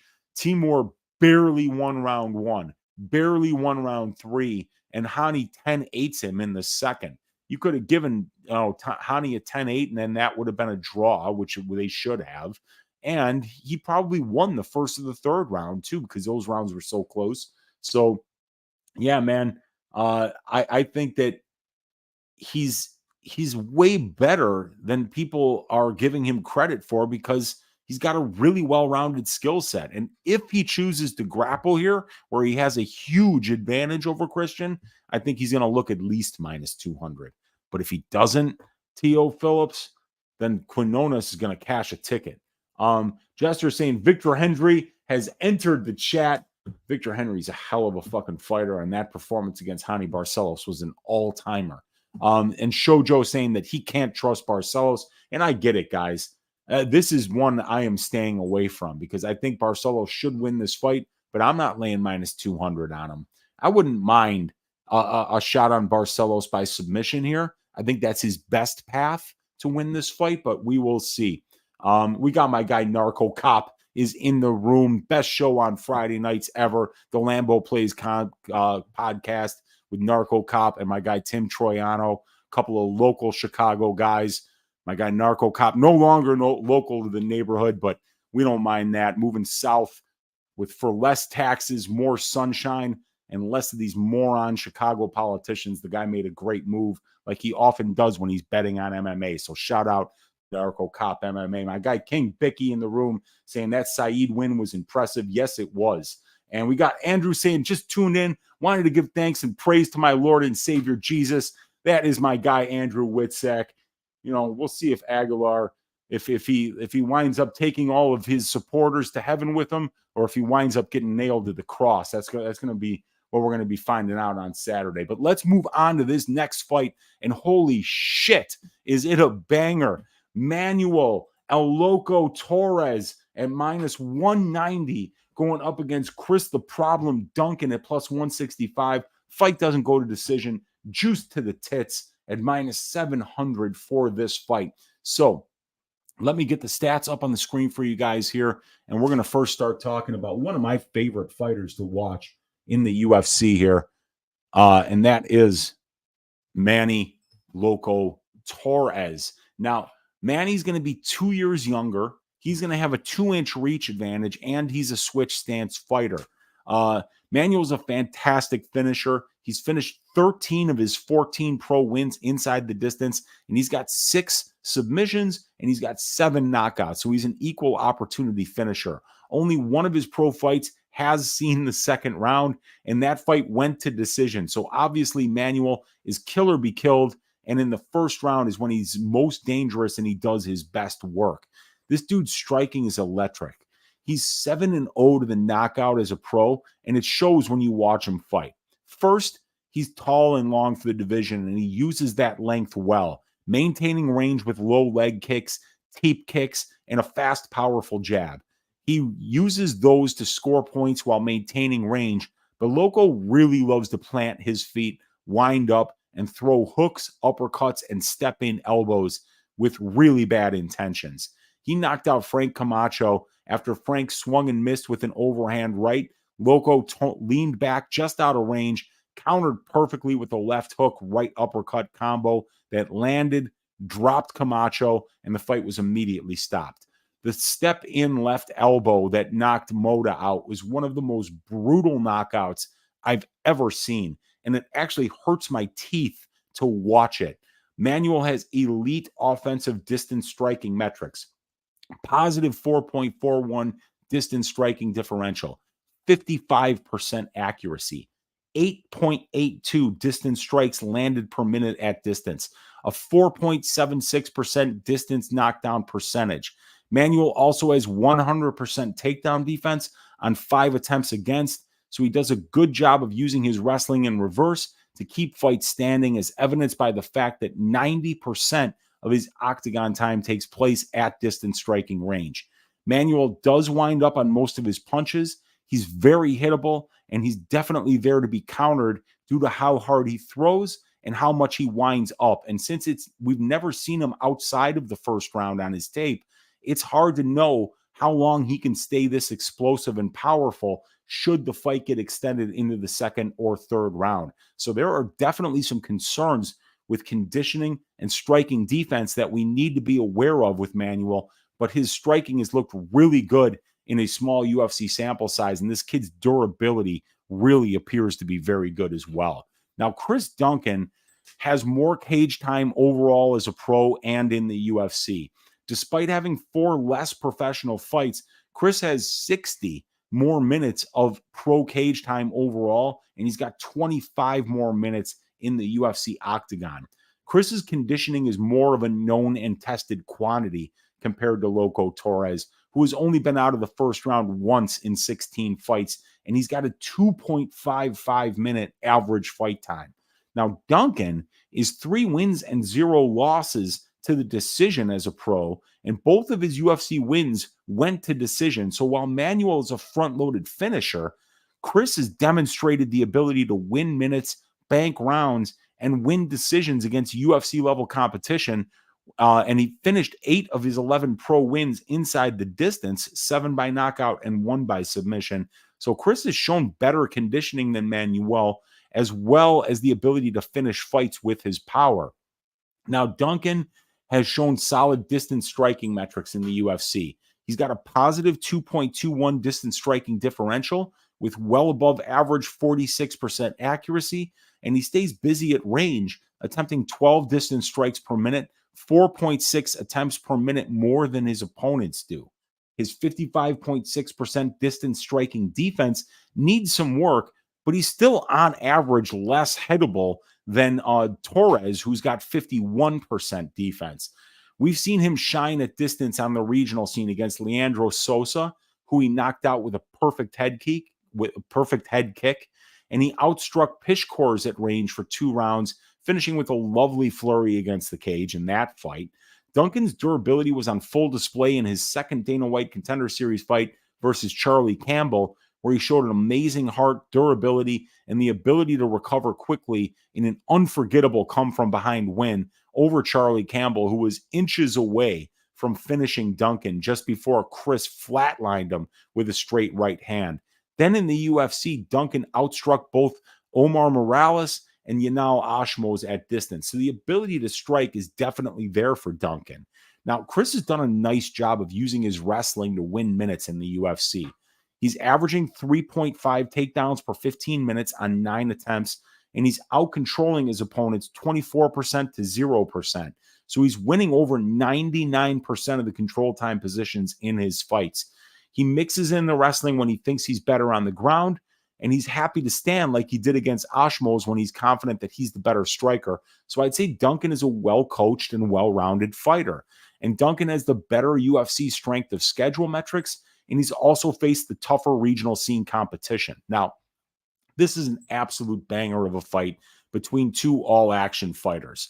Torres is younger, longer, the more opportunistic and explosive finisher, and the power and purpose with which he throws his strikes at distance is downright scary for Torres. Now, Duncan is more experienced overall and in the UFC. He's the better minute winner wherever the fight goes. He's definitely the more likely guy to win minutes in the grappling exchanges, and he's fought the better brand of competition overall. We're missing a lot of info on Torres because there's barely any tape on him. Between his Dana White Contender Series fight and his 2 UFC fights, he's only spent around 6 minutes in the octagon. What does he look like in the 3rd round? Does he have the conditioning to go a hard 15 minutes? What happens if he faces a wrestler that can get takedowns and top control? Outside of a first-round finish for Torres, I do think Duncan is the more well-rounded fighter with more paths to victory. The question is, can Duncan survive the first? Because Colton England didn't. Neither did Frank Camacho and Nick Moda. They all wound up sleeping and in searing pain. I bet the under 1.5 rounds here at minus 170, because I would be shocked if this fight went over 7.5 minutes, especially at altitude in front of a raucous crowd. I like Duncan's ability to wrestle and his durability, and I think the combination of those 2 attributes might be enough to slow down the first round, make Torres grapple, drag him into deep water, and drown him in the second when he slows down. So I'm going to pick the upset here, and I'm going to pick Chris the Problem Duncan to win this fight by 2nd round knockout. Excuse me. All right. Let's see what you guys are saying in the chat here. Oh, after I make my pick, which is going to be Chris Duncan to win by 2nd round knockout. All right. We've got that Saeed one was impressive. Let's see. Definitely sprinkle that sub prop because Christian has weak sub defense. Yeah, I think it's a good one. If I can find it around plus 400, I think that'd be a good one for Barcelos. K-Dog saying Duncan better not drink the water. Yeah, he probably shouldn't. We got Michael saying Chris Duncan is a prime candidate for Uncle Weezy's ass shaving of the week. We've got King Bicky saying I'm very skeptical of Manuel's gas tank. And yeah, and it's just not just because we've never seen him in the second round before on tape. It's also because of the way that he fights. You can't throw 100% power into every single strike and think that you're going to be able to keep up that pace for 15 minutes, especially at 7,500 feet of altitude. So, yeah, this is an interesting stylistic matchup. And if Chris fights smart and goes to the wrestling early, I think maybe he might be able to break Torres later on in the fight. Brady Stevens saying he feels like Duncan is super live this week. He's tough. I agree with you. Narco Cop saying he looks bad in round 3. And he said he was death gassed in round 3 and was taken down, lost round 3. He probably in the last, was it not against Ashmos though? Because I don't remember him losing the third round against Ashmos. Are you talking about the other fight that he had? The Omar Morales fight, was it? Because per round here, yeah, Duncan shaved Ashmos' ass in round 3. It might have been the Morales fight that you were talking about. No, I mean, he got 3 minutes and 37 seconds of control time against Morales and 4 takedowns. So I don't know who you're talking about who was death gassed in round 3. Oh, you're talking about Torres. Oh, dude, you have his fight where he lost by decision. I never saw that fight, Narco Cop. That one was not available on the tape index. Okay, he won a split. Yeah, I'm not surprised he looked like shit in round 3. That makes perfect sense. But that fight wasn't available. Do me a favor, dude. If you could send me the link to that video through Twitter, I'd appreciate it, man, because I'd love to see what Torres looked like in a decision. Oh, it's on Facebook. No wonder I couldn't find it. All right, sweet, dude. That's great information. Thank you for that because I didn't get to see that fight. It's not available on the tape index, so I never got to see it, man. Good to know. All right, you guys, let's move on to this next fight. I'll get this, and it is going to be Yazmin Jauregui, minus 530 going up against Sam Page Hughes at plus 405. We got the fight doesn't go to decision here, plus money at plus 155. So let's look at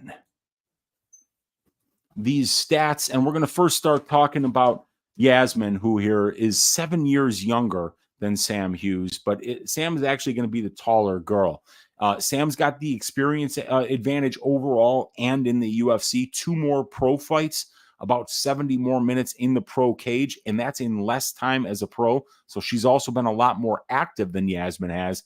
In addition to that, Sam has 4 more fights at the UFC level and about 70 more minutes in the UFC octagon. It's going to be Jauregui, who's the better finisher as a pro. She's finished 1 of her 2 UFC wins. She's got a 70% overall finish rate, while for Sam Hughes, it is 62%, as she's finished 5 of her 8 wins inside the distance.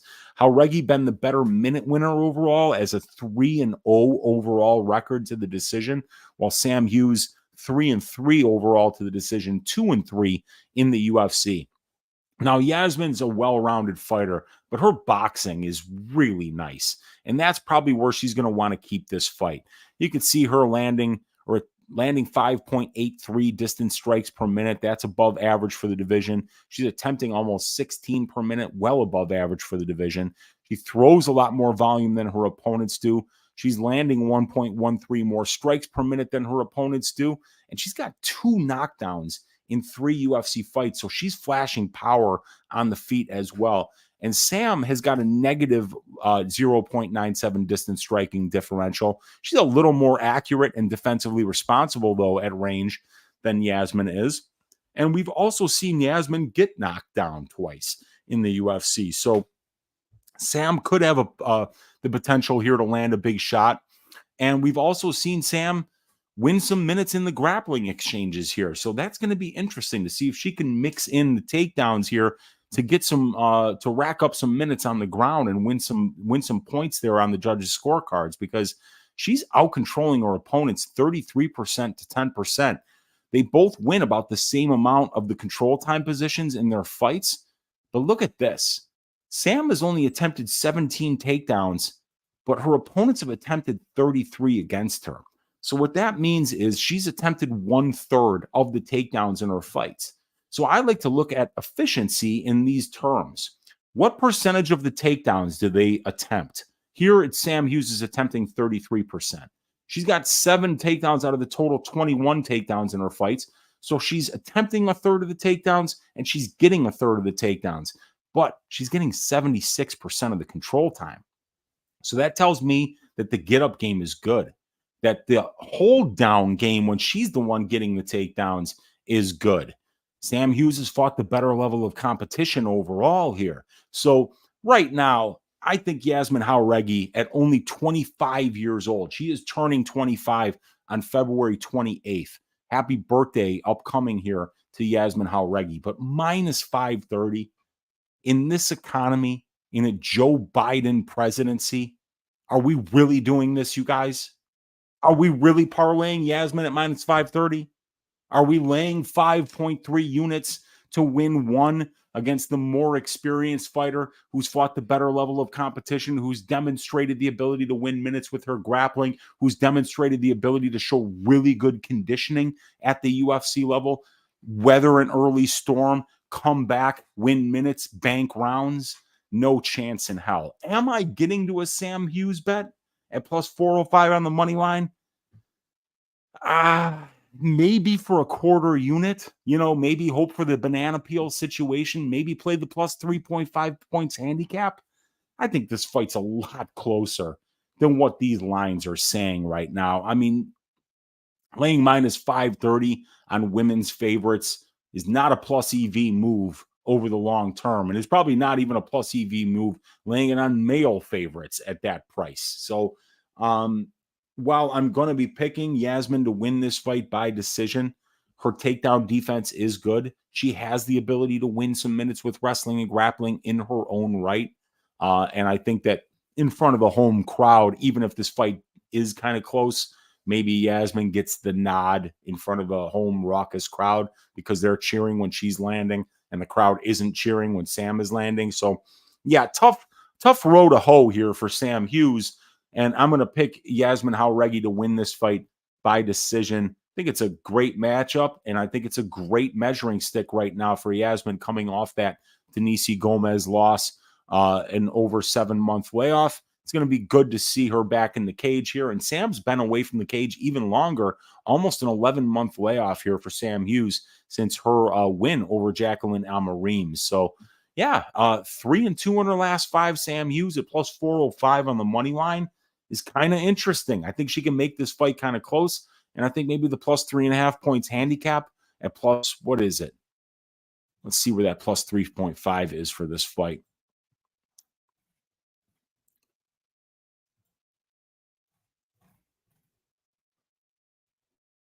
Plus 165. Not the worst look in the world, you guys. Sam gets better as the fight goes on. She's got great conditioning. She's tough. She can get takedowns and win minutes on the ground. So that could be a decent way to look at this. But the pick is going to be Yazmin Jauregui to win this fight by decision. All right. Let's see what you guys are saying in the chat here. Yeah, dude, minus 540 in this economy with a Joe Biden presidency. No, thank you. No, thank you. Not even if he dies and the great Kamala Harris becomes president, am I taking that price? Not even then. So, no. We got Narco as a good capper. A little too proud of his job, but I still like him. LOL, too proud of his former job. Yeah, he's not a cop anymore, ladies and gentlemen. This man is a professional gambler who stacks cash tickets like flapjacks and does free content for us on YouTube every Friday night with Tim Troiano. Yeah, proud of his current job of just making a ton of money betting on fights. Big ups to Narco Cop, man. I want to be him when I grow up. We got Shoujo saying Sampage stand-up is terrible, but damn, she has a chin unlike Yazmin. If Sampage doesn't make this fight ugly, she'll lose a decision. Yeah, and she could do that. She could just kind of clinch up and grind on her and not let Yazmin have the distance striking space where she's going to do her best work. And Sam Hughes training over there at Fortis MMA with Safe Sayud in her corner. She's going to have a good game plan here. So it'll be interesting. Yeah, and he's saying, for what it's worth, I like how you break down fights. I think I do too, man. We got Yazmin round 3 plus 1,000, not bad. Yeah, money line is playable. Yeah, I mean, look, Yazmin's a phenomenal boxer, and if her conditioning has always checked out too. So I'm not saying that Sam definitely has the conditioning advantage here, but we just know more about Sam's conditioning at this point. But Yazmin is checked out with everything that she's done in the cage thus far, except for the chin is just a little bit of a concern. But Sam is not this murderous power puncher. All right, you guys, let's move on to the next fight, which is going to be Raul Rosas Jr., otherwise known as El Mariachi Loco, otherwise known as El Nino Problema. He is the minus 210 favorite here, going up against pretty Ricky Turcios at plus 180. The fight doesn't go to decision here, minus 130 for this fight. So let's first start talking, after I get the stats up here on the screen, about about a guy who's not very pretty in Raul Rosas Jr. He is going to be 11 years younger than Ricky Turcios. He's a switch stance fighter. Raul has the much better finish rate overall as a pro. He's got an 88% finish rate compared to 33% for Turcios. 5-0 to the submission is Raul. 2-0 to the knockout. And he's also never been finished as a pro, while Raul, without question, is the better moment winner in this matchup. And he's a very dangerous grappler as Rosas. BJJ black belt, 5-0 career record to the submission. Raul doesn't fuck around when it comes to letting you know what his game plan is. He's gonna pressure, shoot, take you down, and hunt for submissions while he advances to dominant positions. Raul, in 3 UFC fights, is getting 4.03 takedowns per 15 minutes on 15.31 attempts. So while he isn't the highest percentage wrestler, you can count on him to not get frustrated if he doesn't get the first takedown and continue wrestling. Almost 80% of Raul's octagon time is spent in control time positions. So even if you want to stay at range, Raul doesn't feel comfortable at distance, so he will continue to press the action and force you to fight his fight. I don't think we have to worry about Raul falling in love with his hands and forgetting who he is as a fighter, and that's comforting to know if you're considering laying the juice on him against Turcios, who has a 46% takedown defense on 24 attempts against. Now, Ricky Turcios is going to have a 4-inch reach advantage over Raul, and he's the more experienced fighter. He's got 6 more professional fights, 135 more minutes of pro cage time in 8 more years as a pro fighter. Ricky also has 25 more minutes of octagon time, along with a stint in the Tough House, so he also has the UFC experience advantage here. Ricky does a solid job of winning minutes with his well-rounded skill set. He's 8 wins and 2 losses to the decision in his pro career, and you can see why when he fights. Ricky stays very busy when he's at range, and he has above average grappling efficiency. Ricky's got great conditioning. He's durable. His pace is top notch, and he's slippery on the ground. He's a tough out and somewhat of an awkward fighter, so he's a unique puzzle to solve in the octagon. Dude has a solid chin, really good conditioning and output, and he never stops moving when you get him down. He's faced several wrestlers, been taken down so many times, but nobody ever holds Ricky down for long. And Ricky is averaging 1.33 reverses per 15 minutes. So it's easy to tire yourself out trying to take Ricky down and hold him there. And Ricky's fought the better brand of competition overall and in the UFC compared to the 19-year-old Rosas. Now, this is an interesting fight. Rosas, the 19-year-old grappling phenom, has a ton of hype on his name right now. He mowed through Jay Perrin and Terrence Mitchell, and he has a 29-28 decision loss to Christian Rodriguez. Turcios is the longer fighter. He's got a 4-inch reach advantage. He's more experienced overall and in the UFC. His output and conditioning are insane, and he's really slippery on the ground. So he's going to be a very hard guy to hold down once you get him there. Ricky has a way of dragging his opponents into high-paced back-and-forth wars, and he has a tendency to finish his fights really strong, which is the opposite of what we've seen from Rosas. In addition, this fight is at 7,500 feet in Mexico City, so conditioning and endurance are going to play major factors in this fight if it gets extended. And we know that Ricky has a huge conditioning advantage here. I think that this is going to be a close fight that probably sees the scorecards. I think Raul probably wins the first, but if he doesn't find a finish, then shit is going to get interesting. And Ricky definitely turns up the volume as the fight goes on. I think Ricky's a bad matchup for Raul, especially at elevation due to the pace that he keeps. His scrambling ability and his relentless get-up game and ability to force high-paced wars that make conditioning the most important factor.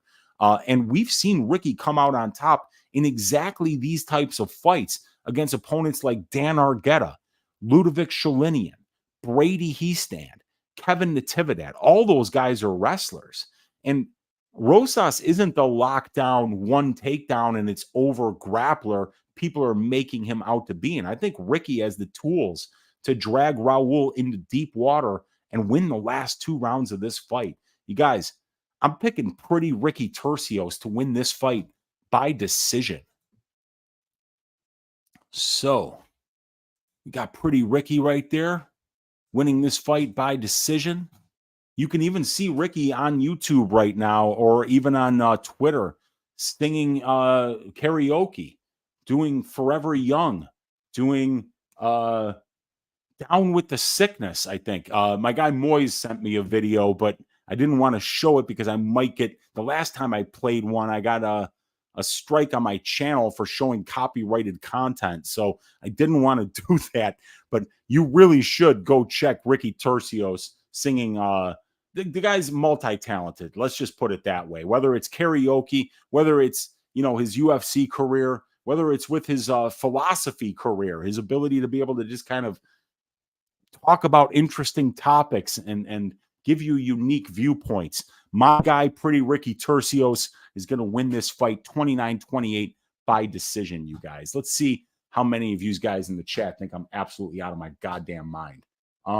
We got A.R. Smith saying this fight might go the distance. I think it does too, man. I just expected to see a bigger number on fight goes to decision. Rather, I think it's at plus 105 right now. If it was around plus 125, plus 130, I might consider making that play. But I think I agree with you. I think this one does go the distance. This ain't a layup like last time for Rosas. Going to be a split decision because Turcios is low volume. Turcios is not low volume. Turcios was low volume in the Ayman Zahabi fight because Ayman Zahabi is pretty much a pure counter striker.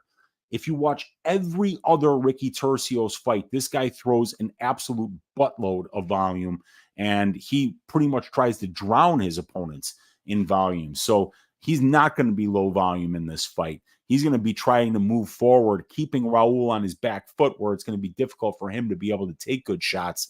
And I think he's going to be walking Rosas down, trying to win those minutes on the feet. We got Jester saying, I wonder how much Raul's team worked on his cardio. Couldn't tell his last outing. Yeah, that's for sure. Raul could be a lot more cautious in this fight. Yeah, he better not be too cautious, though. He's going to need to get Ricky down and hold him there. And if he doesn't start doing it early, Ricky's going to make it more difficult for him to do that as the fight goes on. Yeah, Pretty Ricky better come out to grind with me. I agree, man. I think, and Ricky by decision is plus 400. It's plus 450 on Bet Online. So I think I'm either going to play the Turcios plus 3.5 points handicap, or maybe I'll play both the 3.5 points handicap at maybe for like 3/4 of a unit and then put Ricky by decision for a quarter unit. But I think I am going to be playing Pretty Ricky Turcios in 1, 2, or maybe even 3 ways this week. I can maybe even see a 3rd round finish the way that this guy finishes strong. The Cuban Assassin saying, yeah, Rosas' inexperience will show. Plus, I'm not sure how Rosas' cardio will do. Yeah, man, Ricky is a tough guy to hold down. And we got Shojo saying Raul will be the regional guy who's a part-time fighter his last fight. Ricky is a huge test for him. I couldn't agree more, man. And that's why I'm picking him to win this fight. All right, you guys, we got 3 more fights to break down. There are 80 of you here hanging out live. I appreciate each and every one of you here for the 100th episode of Just the Tip with me, your host, Uncle Weezy. Appreciate you guys for the last 2.5 years hanging out with me here, showing support to the channel. It means so much. Couldn't do it without you guys. There wouldn't be a channel without you guys. So thank you for hanging out tonight and breaking down fights with your Uncle Weezy. Let's get down to this next fight. It is going to be the Golden Boy, Daniel Zellhuber, going up against Francisco Prado, who is also known as the Argentinian Drew Dober. We got Daniel Zellhuber at minus 260 here. Prado plus 220, the underdog, and the fight doesn't go to decision here. Juiced up at minus 145 for this fight. So let's first start talking about the Golden Boy, Daniel Zellhuber, after I get a sip off of this beverage. So Daniel is going to be 3 inches taller, and he's going to have a 6-inch reach advantage. He's also a switch stance fighter versus an orthodox, which is an on-paper advantage as well. That's statistically significant. So very meaningful measurables advantages here for Zellhuber. He's also got the overall and UFC experience advantages.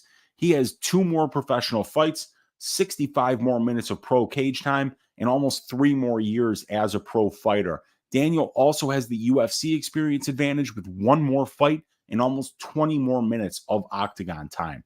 Zellhuber does a good job of winning minutes with his striking and takedown defense. He's 4 wins and 1 loss to the decision in his pro career because he uses his length well at range. He doesn't allow his opponents to get their grappling games going, and his conditioning is on point, and the durability is there too. So he's ready to go the full 15 at whatever pace is necessary. Daniel is originally from Mexico City, so the altitude shouldn't be a problem for him because he's already acclimated to it, and his conditioning has always been one of the best aspects of his game. Now, I know he trains in Las Vegas now, but this guy has lived in Mexico City for his entire life, so his body will acclimate to it quicker when he goes back out there. It's a hometown fight for him.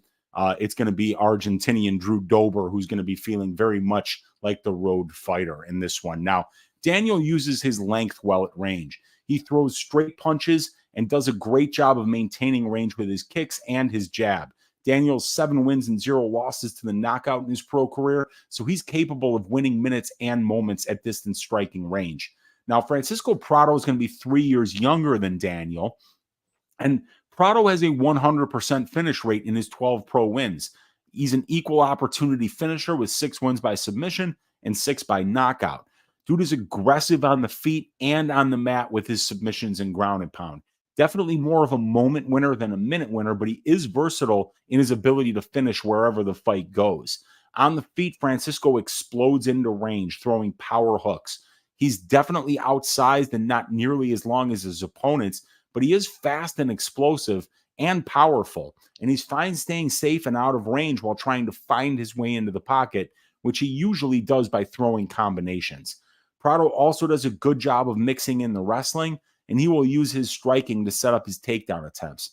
Once he's in wrestling range, he either tries to get you down, or if that doesn't work, he tries to land power shots when he's in close to his opponents.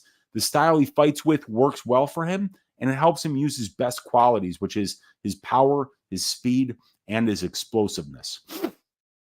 Now, this fight comes down to whether Zellhuber can properly maintain distance and take advantage of his height, reach, and technical striking advantages. Daniel boxing range behind his jab, teep, and calf kicks, and move laterally in the big cage and not let Prado into the pocket where he can unload with power hooks and set up entries on his takedowns.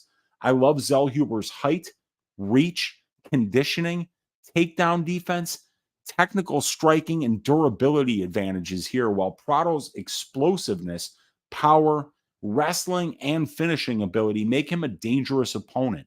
I didn't like how Zellhuber dealt with the forward pressure of Christos Giagos in his last fight. Christos moved forward, crashed the pocket, and he landed the bigger shots. He was winning that fight until he shot a sloppy takedown and got caught in Zellhuber's front choke series. I think Prado's forward pressure, if he chooses to use it, could be a problem for Zellhuber like it was against Giagos.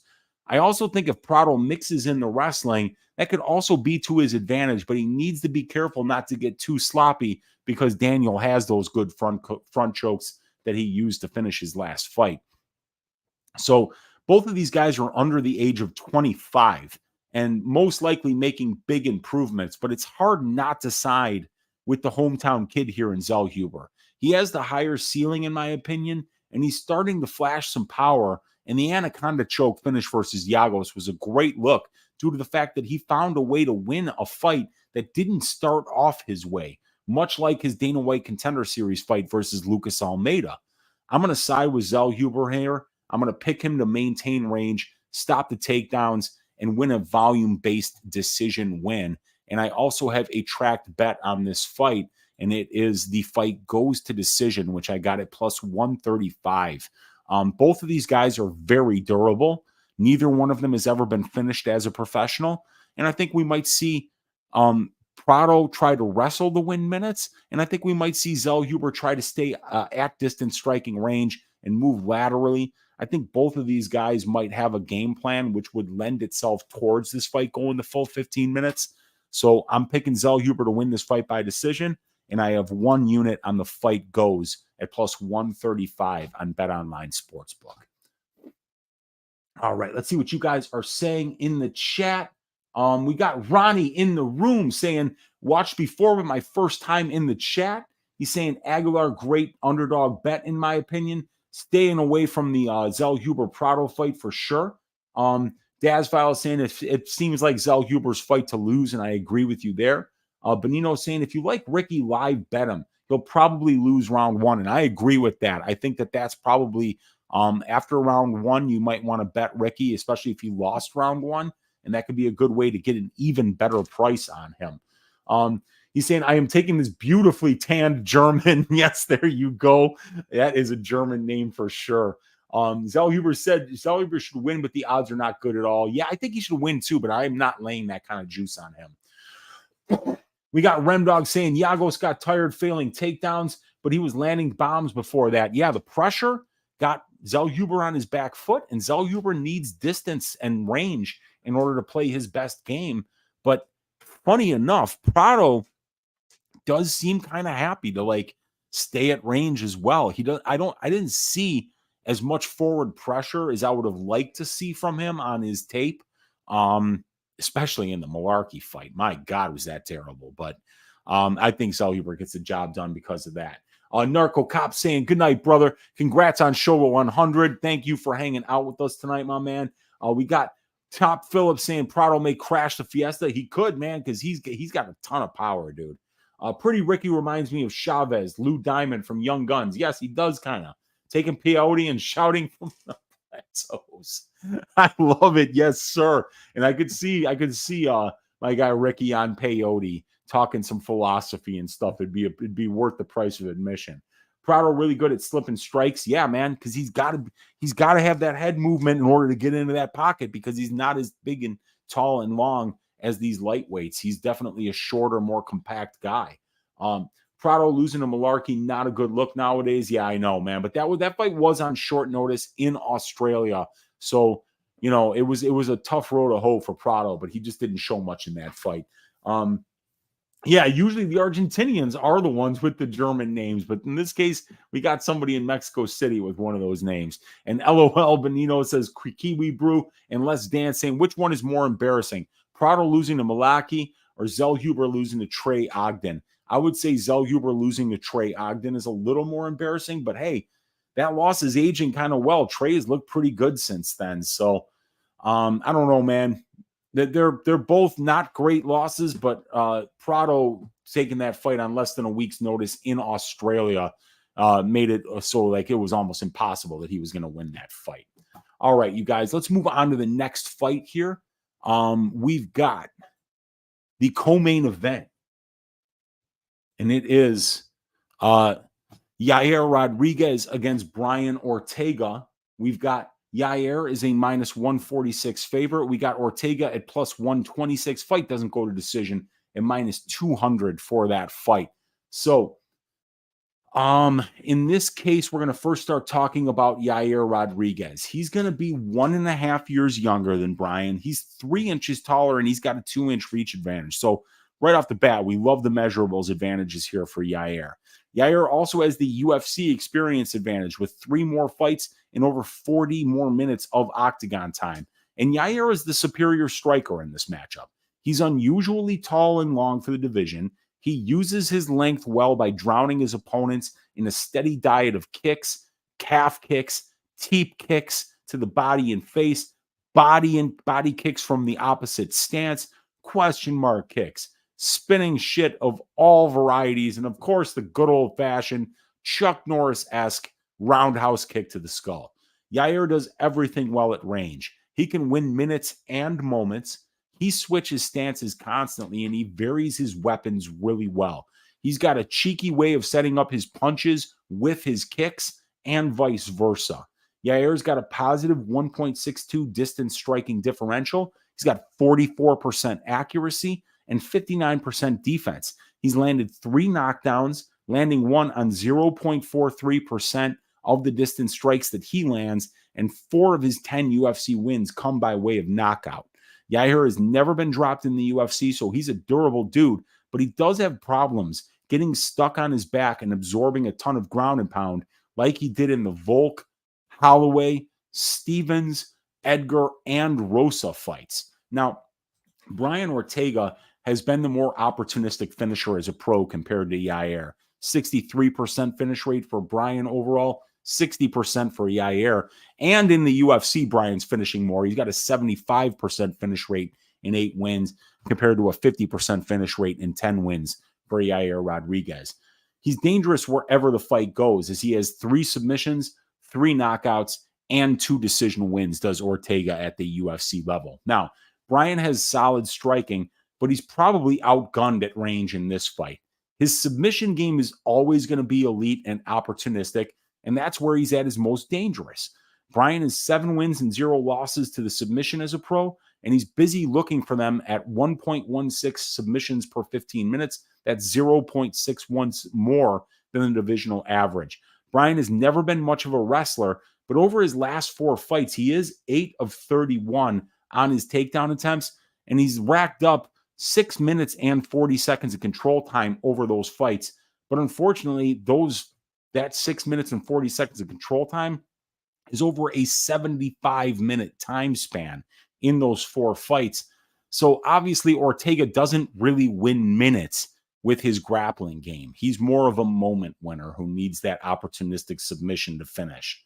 And according to my strength of schedule metric, Brian Ortega has fought and beaten the UFC competition with the better win-loss records. So this is a 5-round fight. It's a rematch of a fight that took place around a year and a half ago, where Ortega's shoulder popped out late in the first round, and as a result, he lost by first-round TKO due to injury. Ortega is a minus 160 favorite in that matchup, fresh off his masterclass performance against the Korean Zombie. We haven't seen Ortega since that fight and that injury. And since then, Yair has subbed Josh Emmett, and he got knocked out in the 3rd round versus Volkanovski. And now Yair, this time around, is a minus 146 favorite. I like Yair's youth, his height, his reach, his UFC experience, and striking advantages here, along with the fact that he's been much busier of late. Ortega's on a 19-month layoff here, and he also has very good striking, and his submission game is elite. He can be getting 7 shades of shit beaten out of him and snatch up a triangle or guillotine in a transition or scramble, and the fight is over. But unless Brian gets his wrestling and offensive grappling game going, I don't see him winning the minutes of this fight on the feet against the faster, busier, more accurate, more powerful and explosive striker in Yair. I always thought Brian would be even more dangerous if he could be counted on to win minutes with his wrestling, top control, and ground and pound.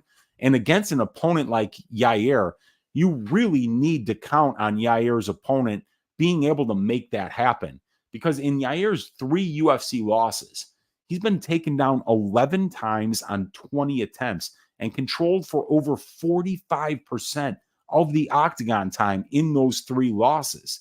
So, he's got a door wide open for anybody that can wrestle and grapple efficiently and win a bunch of minutes in top control. That option is there. But if we look at Brian Ortega here, 9 takedowns in 11 UFC fights. He's averaging less than 1 takedown per 15 minutes, and he gets less than 8% control time over a 142-minute sample size of UFC cage time. So, for a guy that's spending 82.5% of his UFC cage time at distance striking range, it's going to be very difficult to pick Brian Ortega here because he just doesn't win enough minutes at distance striking range or with his wrestling to count on him to win this fight in any other way other than him landing some kind of a freak shot on the feet. But even if he does that, he probably still finishes with a submission.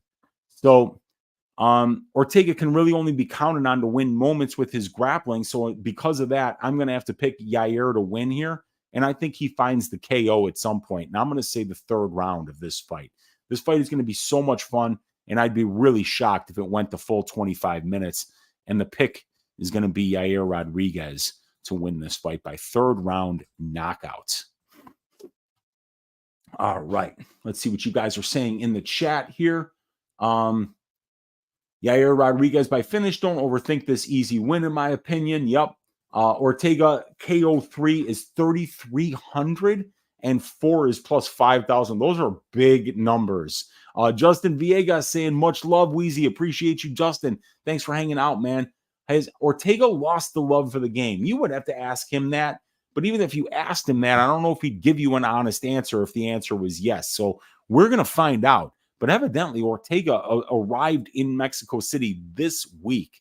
So Cain Velasquez got tired in Mexico City, one of the cardio kings of the UFC. So if you don't go out there and acclimate to that altitude properly, it can make a big difference in your performance. And if Ortega's just getting out there this week on an 18-month layoff, coming off a massive shoulder injury, I don't know if this is going to be his night. The amount of time Holloway had Yair on the ground threatening submissions is worrying for me. Yeah, I mean, it really is. But, Yair has got a decent submission game in his own right. And Brian Ortega is just not a very good wrestler. Ortega couldn't even knock out a K-pop star, but he did beat him up pretty good. Shoujo saying Yair lost to Prime Volk and Ortega. Just got to Mexico 2 days ago. What? Yair just got? No. Yair trains at Elevation right now. I know that he is a Valley Flow striking guy, but he's been out there according to the chart that I saw. So I don't think that's correct, Shoujo. I think Ortega just got to Mexico 2 days ago. I thought you said Yair got to Mexico 2 days ago. Yes. Yeah, I mean that I don't see Ortega lasting all 5 either. I'm going to probably parlay up the fight doesn't go to decision for this fight. I think that's a great look this week. We got Justin Villegas putting the ill in Vegas. Mushroom MMA. Yes, sir. We got Jester saying Yair's kickboxing is so fun to watch. Yeah, it is. Jester saying we've seen it time and time again by the submission artist get subbed. Yair by sub. It could happen, man. It could happen. We got Jeff Bruno saying fight doesn't go the distance minus 200 or better online. Thinking about it, as am I, Jeff Bruno. I think it's a great look this week. The Cuban Assassin saying in front of that Mexican crowd, I think Ortega is going to stand and it's going to get bloody. It could be, man. Weird feeling Yair will be the apple pie shitter. We will see about that. But let's get to the last fight of the night, the main event. And it is going to be Brandon, the assassin baby Moreno and minus 290 going up against Brandon Raw Dog Royval, the plus 245 underdog. Fight doesn't go to decision for this fight, sitting at minus 160. So let's first start talking about Brandon Moreno here. He is 1 year younger, and he's going to have a 2-inch reach advantage over Royval. Moreno has the overall and UFC experience advantages with 8 more pro fights, 190 more minutes of pro cage time, 1.5 more years as a pro fighter, in addition to 7 more fights at the UFC level and 160 more minutes of octagon time. Brandon has always had really nice boxing at the UFC level. He's got a positive 0.49 distance striking differential, 41% accuracy, and 59% defense. He's landed 4 knockdowns and absorbed 5. He lands a knockdown on 0.53% of the distance strikes that he lands, and he's 5 wins and 0 losses to the knockout in his pro career, and he's 3-0 to the KO in the UFC. Moreno's ability to counter will serve him well here against the all-offense Royval. Now, Moreno is going to be the more efficient grappler in this matchup. Brandon gets 54% of the total takedowns, or I should say Moreno. Moreno gets 54% of the total takedowns. He attempts 48% of the total in his fights, but he's getting over 63% of the control time. So that's a great efficiency rating there. Royval is a guy who is happy hunting for submissions in his guard. So while Royval is more of a moment winner, attempting 1.5 submissions per 15 minutes, it's Moreno who's way more likely to use his wrestling, top control, back takes, ground and pound, and submission attempts to win minutes. And he's also a dangerous moment winner in his own right, with a very impressive 11-0 career record to the submission in his pro career.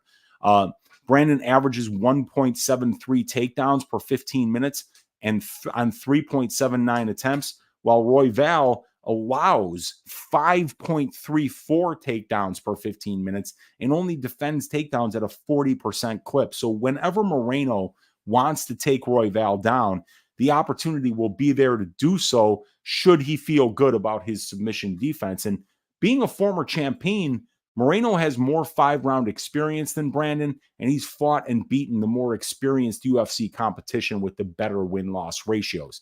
Now, Raw Dog Royval is going to be 2 inches taller than Brandon Moreno. Royval's a top-notch finisher. He's finished 13 of his 15 pro wins inside the distance. He's got 9 submissions and 4 knockouts, and he's finished 4 of his 5 UFC wins, 3 submissions and 1 KO. Brandon brings chaos. He throws tons of offense, and he cares not about defense or safety. Whether he's attempting his 19 distance strike per minute at range or racking up 1.5 submission attempts per 15 minutes and 0.85 reverses per 15 minutes on the mat, this guy is always trying to do something, and he forces scrambles and pocket exchanges where he depends on his durability, his power, his scrambling ability, and opportunistic submission game in order to win moments and finish fights. On the feet, Brandon is a very aggressive and busy kickboxer. He lands a whopping 7.65 distance strikes per minute, which is 3.6 more than the divisional average, and his accuracy is above average at 40%. He has 3 knockdowns in 8 UFC fights with a distance knockdown percentage of 1.41%, and 1 of his 5 UFC wins comes by way of knockout. Brandon drowns his opponents in pressure. That's Royval, I should say.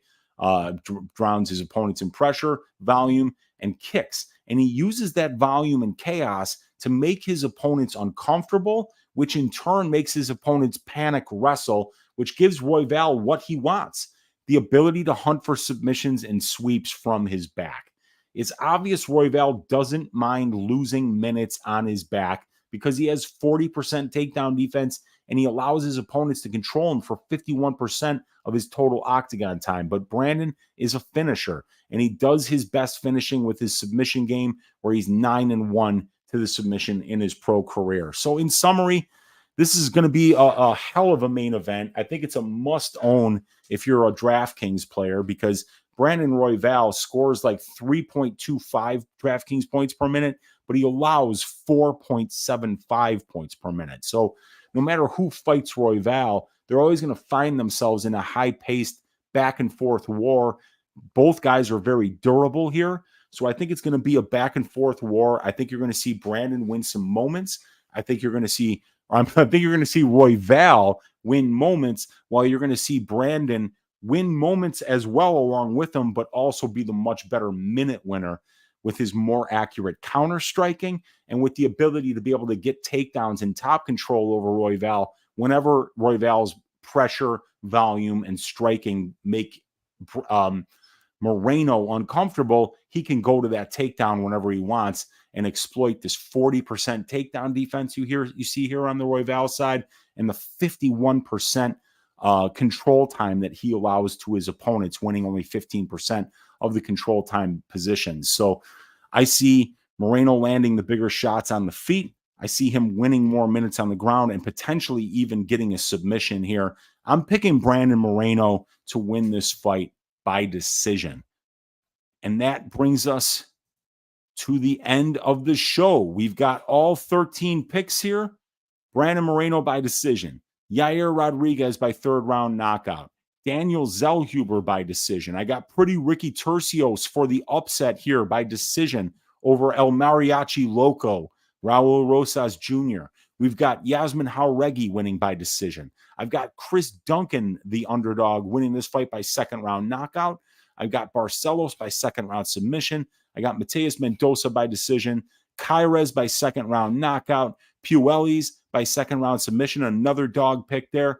I got Luis Lazy Boy Rodriguez by decision.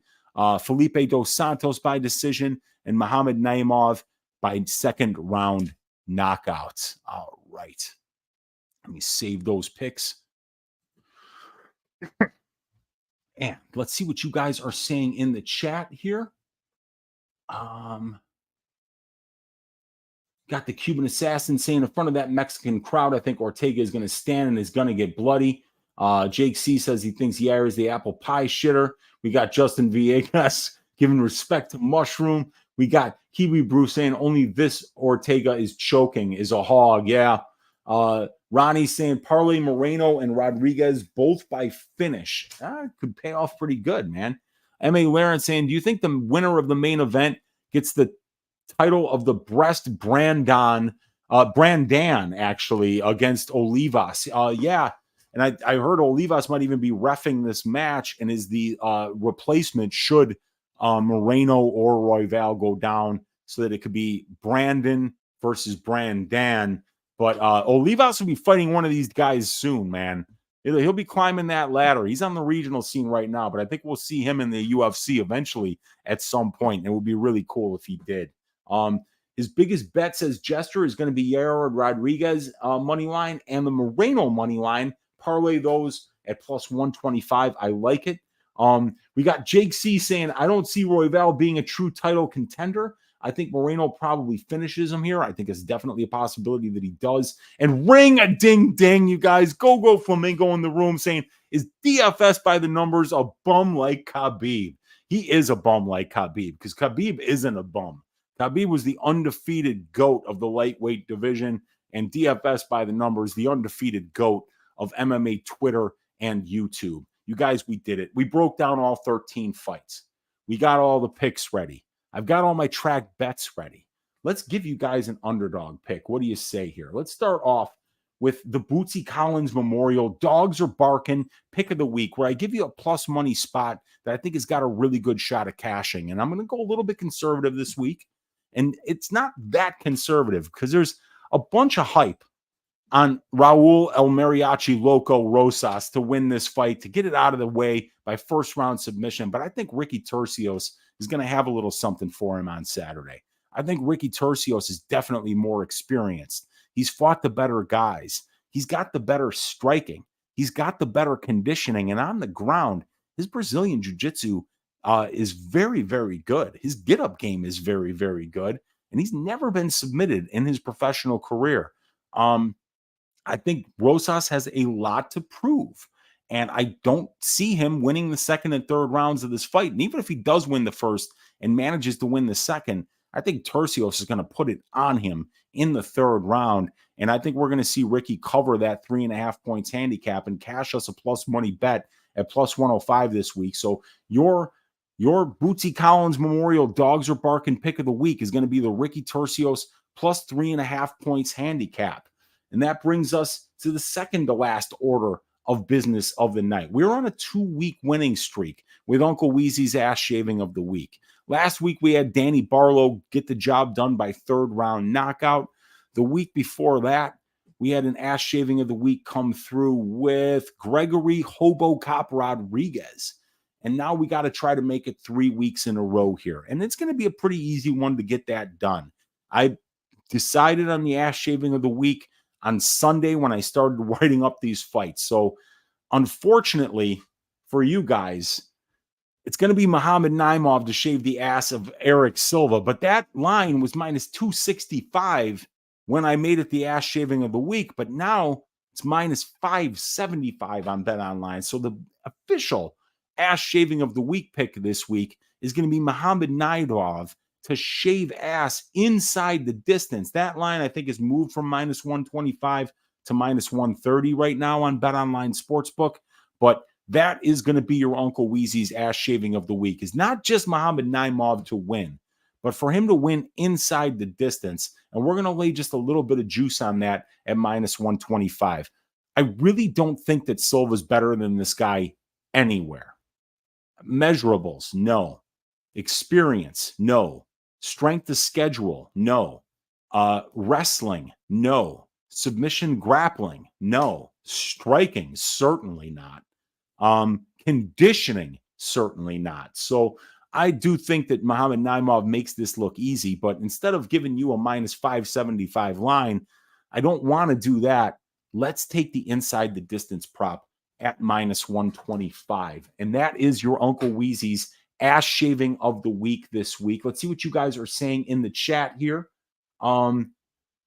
We got Kiwi saying with the ring a ding ding with the $10 donation saying I would doubt that go, but Khabib's not a bum. So DFS by the numbers is kind of a bum if you're saying that Khabib is a bum, because greatest of all time of the lightweight class, greatest of all time of MMA Twitter. I don't know, man, but either way, we know that Dan Hooker is not a bum after that Claudio Puelles fight. Ring a ding ding. Thank you for the donation. The donations from Gogo Flamingo and Kiwi Brew. You guys are killing it. Tercios, love it, Weezy. Let's go, man. Pretty Ricky going to be cashing dog tickets for this week. Ass shaving is Moreno, says Matthew Chalk. Daz Files wanted Zellhuber. D-Man missed.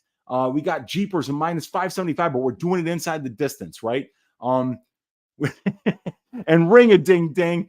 Gogo Flamingo says, correct, Kiwi. Whoever thought that, I would pity the fool and ring a ding ding, you guys. Kiwi Brew with the $5 donation saying, awesome, Gogo. You guys are awesome. I appreciate each and every one of you for hanging out on this, the 100th episode of Just a Tip with Uncle Weezy. Let me give you guys my track bets thus far in the week, and then we can get out of here. I've got a two-leg parlay much earlier in the week. Mendoza to win, Naimov to win, a 1.5 unit parlay at plus 140. So we're going to try 1.5 units to win 2.1 here. We've got a 0.3 unit bet on Brandon Royval to win by decision at plus 700. And I've got the Brandon Royval to win by submission prop for 0.2 unit at plus 1,300. That line has moved to plus 700. So we beat a bunch of line movement there. And I was thinking that maybe Royval might land some big shots or have some deep submission attempts, enough to win three out of the 5 rounds on the scorecards. I think both these guys are very durable, so I could see it going the distance. So I took small shots on Royval on numbers that were big plus money numbers, just in case he was able to win this fight. I've also got 1.7 units on the under 1.5 rounds for Torres versus Duncan. I've got a 1 unit bet on the fight goes to decision for Zellhuber versus Prado at plus 135. Beat some line movement there. Beat some line movement on the under 1.5 rounds. Beat some line movement on the Royval submission bet. Beat some line movement on the Naimov to win bet. And then we've got Naimov inside the distance for 1.25 units to win 1 here. That is the last bet. Uncle Weezy's ass shaving of the week. Muhammad Naimov to shave the ass of Erik Silva inside the distance at minus 120. Pretty Ricky Tercios is going to be your Bootsy Collins Memorial Dogs Are Barking pick of the week at the plus 3.5 points handicap. We got real fight picks.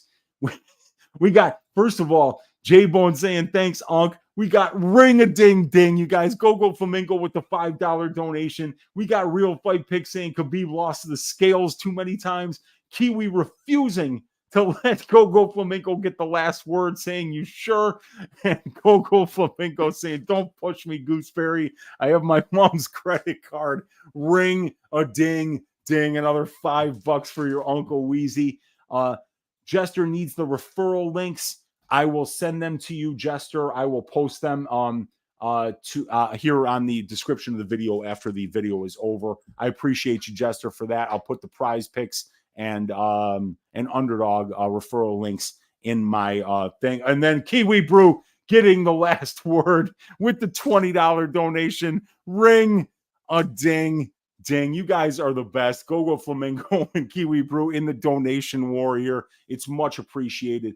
Thank you guys for giving me 100 opportunities to break down the UFC fights with you guys. It means a lot to have you guys here supporting the work, watching the work, big upping that thumbs up button, hitting that subscribe button, leaving me comments, and joining the Patreon to get access to the phenomenal prop template that you see here, to the that gives you all the analytics in all the divisions for 5-round and 3-round fights for every possible over-under bet that you can make, and the side-by-side advanced stats that's on the Patreon as well.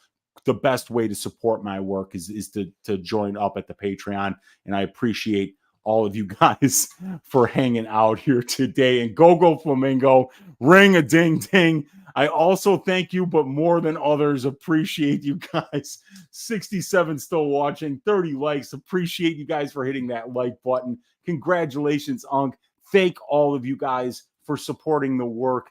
And we will see you guys on Friday for the Greasy 4-leg parlay. And I may even get on tomorrow night for Ask Weezy if the time allows. So I appreciate you guys supporting the show, supporting me through 100 episodes of Just a Tip with Uncle Weezy, the massive amount of donations that rolled in today. Thank you so much for all of it, you guys. Let's stack cash tickets like flapjacks for UFC Mexico City.